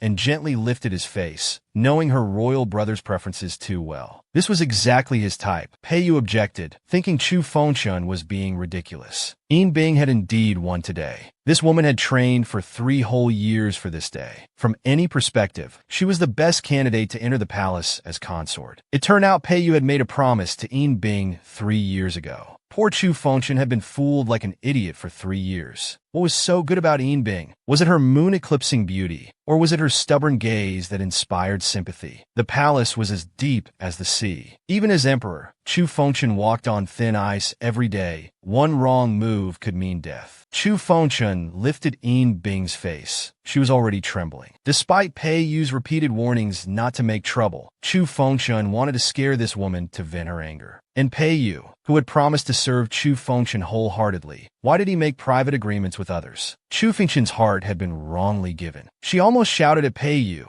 that she only wanted repayment. If he still couldn't let go of Miss Yin, the emperor could arrange their marriage. Then she turned and ran out of the Yu mansion. Pei Yu was confused, not understanding why she suddenly became angry. Huai Qing looked exasperated. He really doubted whether the regent's calculating nature was only used in court matters. When it came to pursuing women, this guy was completely clueless. This situation was clearly a case of a little rabbit getting jealous. The regent finally understood. Chu Fengchun walked for a while on the street. Suddenly turning around, she found Pei Yu following behind. This guy seized the opportunity and grabbed Chu Fengchun's wrist. Although she couldn't break free immediately, she silently reminded herself not to trust this peacock. Meanwhile, Huai Qing was comforting Yinbing. Yinbing was in tears, feeling deceived by the regent. She thought he was just an ambitious traitor. On the other side, Chu Fengchun, walking alongside the peacock on the street, was cursing herself for being so rash in running out like this. Now that this guy had caught her wrist, she wondered what excuse she could use to break free naturally. Suddenly, she saw a little girl walking ahead and had an idea. She silently counted down, preparing to break free from his grip. While she managed to free her wrist, he ended up holding her palm instead. Pei Yu looked at Chu Fengchun with particular tenderness, gently asking if she was trying to play tricks. Chu Fengchun stared into his eyes, momentarily forgetting what she wanted to say. They just gazed at each other for a while. Chu Fengchun finally shook off Pei Yu's hand. Sulking, she said she wanted to return to the palace. Pei Yu didn't argue, just followed closely behind her. Suddenly, he seemed to notice something and warned Chu Fengchun not to look back or speak. Chu Fengchun was puzzled about what he was up to. He softly said they were being followed. Only then did Chu Fengchun realize the atmosphere had been off all along. This was partly her fault for being too caught up in her anger earlier. Who had sent these followers? Was it Xinqingji? That old fellow sure moved quickly. Pei Yu remained calm, saying it was just routine surveillance, nothing serious. They just couldn't return to the palace right away. Chu Fengchun was very nervous, still wearing women's clothes, while Pei Yu maintained his composure. Pei Yu said there was nothing wrong with women's clothing, and it was perfectly normal for the regent to be out with a princess. He then led Chu Fengchun through various cosmetic stalls, buying lots of golden hairpins and fans. Chu Fengchun didn't understand what they were doing. She had never been interested in these feminine items since childhood, but Pei Yu thought these things suited her well. He then said that next time she should tell him when she's angry, so he wouldn't have to guess how to cheer her up. They continued walking. After walking for a while, Pei Yu suddenly pulled her into a small alley. Their followers had clearly lost them and gone elsewhere. Pei Yu suddenly pulled the golden hairpin from Chu Fengchun's hair and threw it to the ground. In his eyes, these vulgar items were completely unsuitable for the princess. Chu Fengchun was startled. So were all his earlier words just to deceive their followers? Actually, that wasn't entirely true. He really didn't know what to do.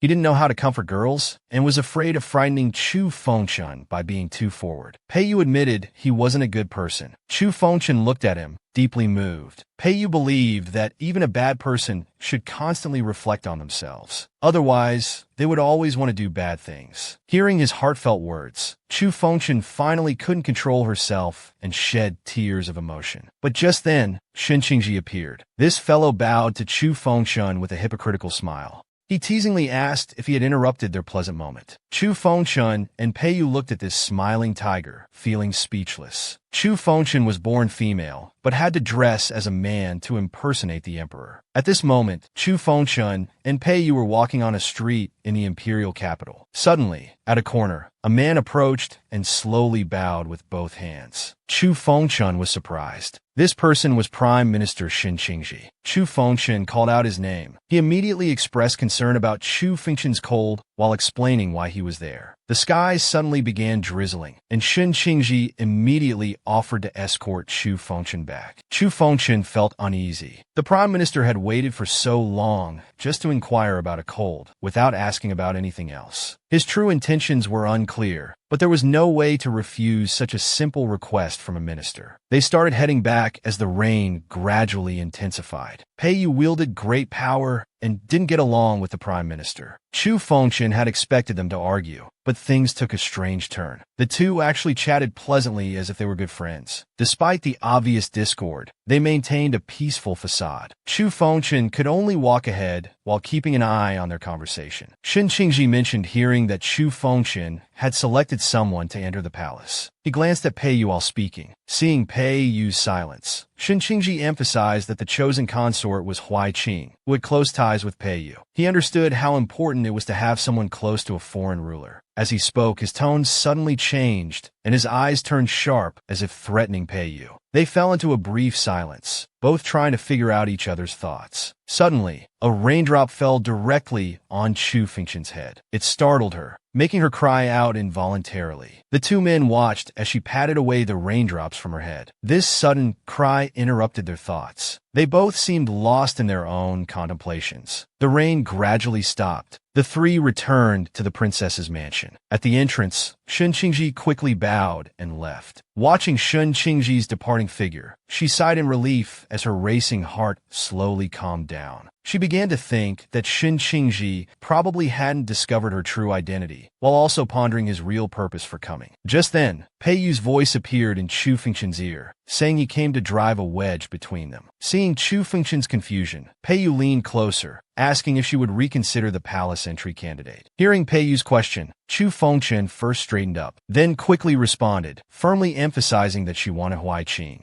Peiyu slowly stroked a strand of Chu Fengshan's hair. He stared intently at Chu Fengshan, moving closer to tell her not to be stubborn. Seeing Peiyu's unwillingness to yield, Chu Fengshan became more determined, with resolute eyes, stubbornly emphasizing that the emperor's word was final. Meanwhile, she secretly made up her mind. Since you're so determined to prevent Huai Qing from entering the palace, I'll insist on it even more. Whether you get angry or hold a grudge, I won't easily let go of what I want. Peiyu quickly used his hand to gently stroke Chu Fengshan's head. Then he turned Chu Fengshan's face toward him. Their eyes met. At this moment, Peiyu spoke softly, repeatedly saying all right, that it wasn't an important matter, telling Chu Fengshan not to be so serious about it. Then Peiyu told Chu Fengshan that he could give him anything he wanted. He turned to look at the palace in the sky, confirming that the full moon night would be when Huai Qing enters the palace. Chu Fengshan was shocked upon hearing this, that he would so easily betray someone so close and trusted. Shen Qingji unconsciously walked to his doorstep. Someone immediately asked about what he had achieved from his visit. Recalling the previous scene, he thought briefly. Indeed, there were some interesting discoveries. As his thoughts deepened, he knew the situation had become even more intriguing. Soon it was the night of the full moon. The palace was decorated festively, finally welcoming a long-awaited celebration. Officials from all corners gathered on both sides to welcome the newlyweds. The wedding proceeded very smoothly. The couple slowly ascended the platform. The wedding was completed shortly after. Now at the final stage of the wedding, Chu Fengshan was nervous, only able to stand seriously outside the door. Wondering if they would really have to consummate the marriage, his face unconsciously began to turn red. Contemplating whether to take this opportunity to explain everything to her, to make her back down. Caught in a dilemma, he stood there conflicted. The person before him was Chu Fengshan, the emperor of Yanhan country. Today was his wedding day, yet he stood there, unable to move forward. Chu Fengshan secretly encouraged himself, determined not to lose face, while remembering his purpose here was to declare war. Still feeling afraid after thinking about it, his inner drama hadn't improved at all. He hung his head and continued to stay in place. Seeing Chu Fengshan standing still, Huai Qing removed her bridal veil herself, as he did nothing on their wedding night. Seeing Huai Qing appear before him, he suddenly became nervous and quickly asked what she wanted to do.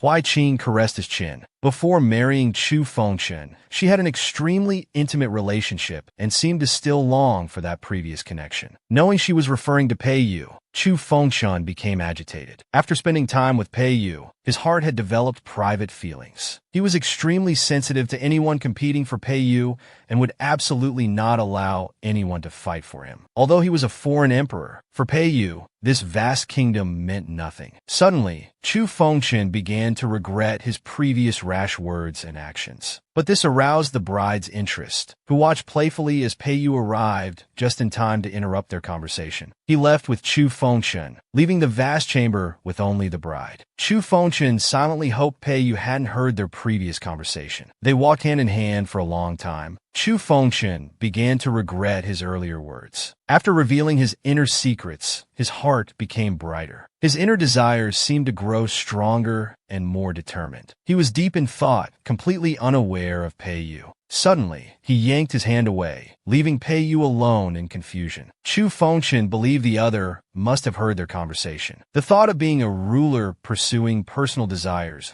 while neglecting national affairs. His position was already precarious, yet he secretly fantasized about having someone by his side. As an emperor, insisting on marrying Huai Qing into the palace had already disrupted the minister's plans. Now Chu Fengchun was certain that Pei-yu must be completely disappointed in him. After feeling guilty, he could no longer support himself. Seeing this, Pei-yu quickly stepped back, giving him a way out by offering to pretend to have amnesia, as if he hadn't heard anything. Pei-yu carefully crouched in front of him. At this moment, as a powerful minister, he began to help solve Chu Fengchun's troubles, encouraging him that no matter how many times, as long as he's willing, he would support him. After speaking words of comfort, Pei-yu prepared to leave, but Chu Fengchun grabbed his sleeve and expressed his true thoughts. He said these words not out of anger or fear, but because he had done personal things under official pretenses, yet felt no regret. Seeing this, Pei-yu's face remained calm. Pei-yu turned around, immediately drawing close to his face. He also revealed his inner thoughts, saying he hadn't done well enough, making Chu Fengchun think his desires for him were risky and greedy. Today he hadn't planned to come. Knowing how important the day was, he had thoughts of retreating. Chu Fengchun just listened quietly, deepening his understanding of him. The reason he said all this was just to let him understand that everyone has selfish desires. Even emperors in dangerous positions are no exception. When he heard Chu Fengchun's words, he was already overjoyed beyond measure, asking him to judge whether this behavior was also greedy and selfish. Pei-yu pulled out a red bridal veil from somewhere. He covered Chu Fengchun's head with it, declaring that he too was selfish and wouldn't allow the other to have a chance to regret. He immediately steadied Chu Fengchun. After such a long time, both finally revealed their innermost thoughts. Many years later, Chu Fengchun still vividly remembered that day, that dreamlike scene. That day, for Pei-yu and Chu Fengchun, it was both familiar and strange. That intimate closeness, the unfamiliar nurturing, the unfamiliar touch. Time seemed to freeze at that moment. His whole being was completely immersed in Pei-yu's embrace, as if even breathing had stopped. After a long while, Pei-yu spoke first, stating directly that he had long had thoughts like today's, wanting only Chu Fengchun for life, willing to die for it. Just as Chu Fengchun was about to speak, Pei-yu sealed his lips again, kissing him once more. After a brief moment of intimacy, Pei-yu spoke again, saying he didn't think Chu Fengchun's actions were selfish. He was the only one who would stop at nothing. Pei-yu suddenly changed his tone, softly asking Chu Fengchun whether he would choose to kill him or keep him in his heart. But Chu Fengchun thought about this powerful minister's words, knowing they were just to ease his guilt. A powerful minister now, becoming so humble, made his heart tighten. He sighed. Chu Fengchun pulled off the veil. His right hand reached out to embrace Pei-yu, while standing on tiptoes to kiss him. This showed his attitude towards Pei-yu, while also removing the mask he had worn for so long. The unprecedented fear was all released after this kiss. He clearly knew he was at the center of power, with no way back. If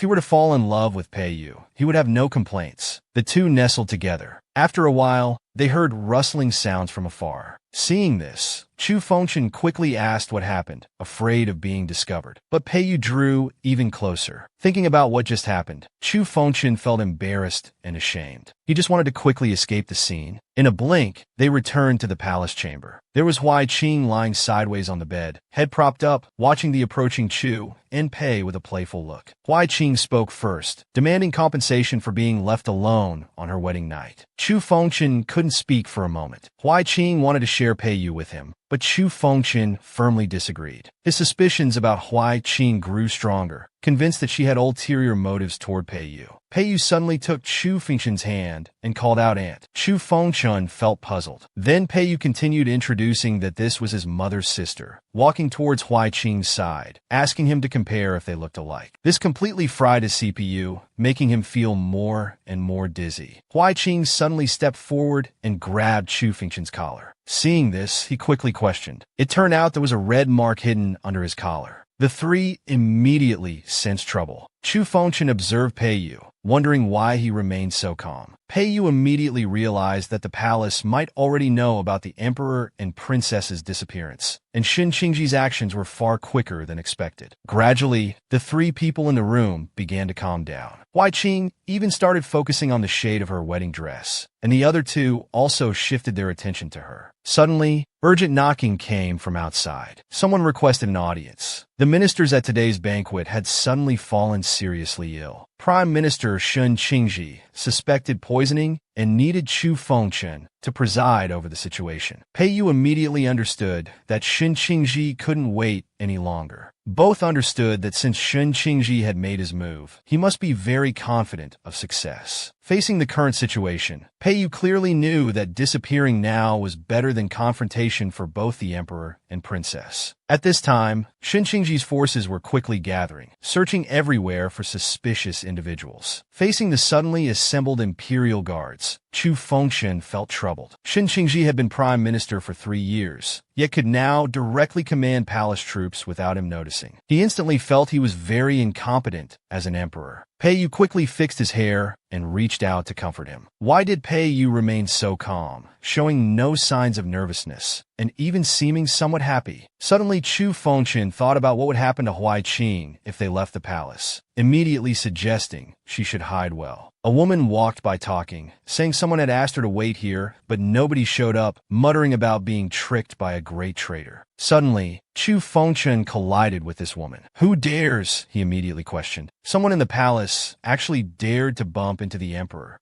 Chu Fengchen recognized her as Yin Bing. Moments later, faced with the guards' blockade, the woman briefly revealed her identity and destination. As the daughter of the Jin army commander, no one dared stop her. Chu Fengchen hid in the carriage, escaping the palace with Pei Yu and Yin Bing. Shortly after, Chu Fengchen hurriedly asked if they were safe. The three finally had a chance to sit down and talk. Suddenly sitting together, they didn't know what to say, falling into brief silence. After such a hasty escape, Chu Fengchen didn't know what to do next, but Pei Yu remained as calm as ever. Yin Bing spoke first, asking Pei Yu if he could move to the opposite side. Both looked up at Yin Bing. They made room in the middle for him to sit down and began formal conversation. Yin Bing first introduced herself to Chu Fengchen and expressed her admiration for the emperor. Seeing his face was dirty, Yin Bing wanted to help wipe it, but Pei Yu quickly informed that searches would continue. The pain on Chu Fengchen's face wouldn't fade for several days. He Ning's position was more secure, so even if Shen Qingji caught her, he couldn't do anything. Hearing these words, his heart became calm and he felt more secure. Listening to the rustling wind outside and thinking about Pei Yu's words, this person was hard to describe accurately. Considering his previous actions, Chu Fengchen felt Pei Yu's personality was too mischievous. It must have been intentional. He noticed some movement at the city gate, and Pei Yu quickly asked what was happening. The city gate was heavily guarded, with imperial guards strictly searching all travelers. Chu Fengchen realized the current situation was very chaotic, far more complex than imagined. All city passages were now blocked. Pei Yu calculated that gate security would be even stricter after today. Not leaving tonight would make things more difficult, but now they could only rely on Yin Bing. The three began planning their escape. Chu Fengchen suggested disguising himself as Yin Bing to leave the city. However, Yin Bing disagreed with their idea, feeling it was too risky as they would be in danger if discovered. Finally, Chu Fengchen disguised himself as Yin Bing and left the city with Pei Yu, but they encountered guards checking people. The guards shouted at them to stop. With no time to think, realizing they might have been exposed, they had to run quickly. The two fled ahead while the guards chased and shouted behind them. After a long while, Chu Fengchen and his companion finally lost the guards, but Pei Yu had injured his eye while escaping. While Chu Fengchen was still relieved about their narrow escape, he internally complained about Pei Yu being so calculating, yet having such weak legs, not as agile as himself in escaping. He then noticed something wrong with Pei Yu's eyes. It turned out Pei Yu's eyes were hurt by smoke from a street stall during their escape. Poor eyesight made things more troublesome, Pei now couldn't see at all. He quickly questioned Pei why he hadn't mentioned his eye injury earlier, thinking of quickly finding a doctor for treatment, but Pei stopped him. He understood that if Chu Fengchun left now while he couldn't see, and they got separated, Chu Fengchun alone would struggle to deal with Shin Qingji. Chu Fengchun knew the eye condition would only worsen and couldn't be delayed. At this time, Pei taught him using military campaign analogies. He hoped Chu Fengchun would understand prioritization. When risks and rewards don't match, a commander must accept the possibility of sacrifice to secure the most important victory. Hearing Pei's words, it seemed he didn't care about his eyes. Chu Fengchun knew Pei had become famous at a young age, climbing up through various struggles. Later, due to serious injury, he had to become a civil official, becoming the powerful regent. His hands could no longer hold weapons after that. Chu Fengchun suddenly realized that perhaps Pei had sacrificed himself like this back then. He clenched his fists, muttering about this self-righteous person. He felt his feelings for Pei should be mutual. Facing the current problem, he wouldn't abandon Pei,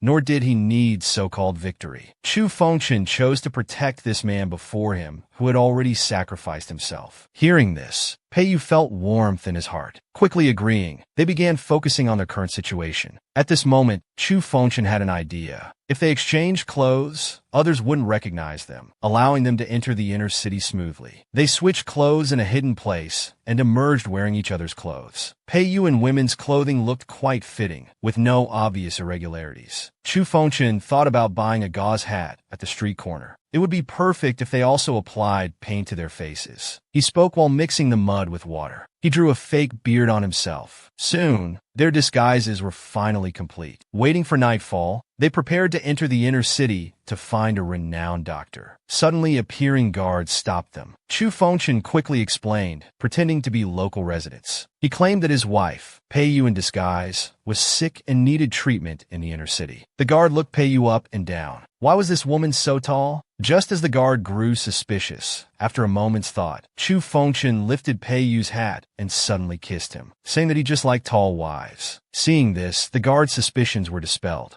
The two successfully entered the inner city. The previous scene had been truly awkward. The doctor immediately recognized the disguised lady, but after examination, gave his diagnosis. Pei's eye condition wasn't too serious. He just needed some ointment and would recover in 2 or 3 days. Chu Fengchun quickly thanked the doctor. The scene changed to them arriving at an inn, planning to stay temporarily. The two sat on the bed, looking like a married couple. While checking Pei's eyes, Chu Fengchun observed the lady before him. Looking carefully, he did somewhat resemble Huai Qing. Both were like flamboyant peacocks. Pei was complaining about wanting to change out of the women's clothes. At this moment, his playful side emerged, quickly refusing, telling him they had to maintain the act completely. Then, with a delicate hand firmly holding Pei's chin, Chu Fengchun warned that he must maintain this disguise until his eyes fully recovered. Pei naturally showed his temper, wanting to stop him, saying, "Don't think you can take advantage just because I can't see." Then pulling the other into his embrace, he asked Chu Fengchun if he had always wanted to bully him. The two gazed at each other lovingly, without speaking for a while.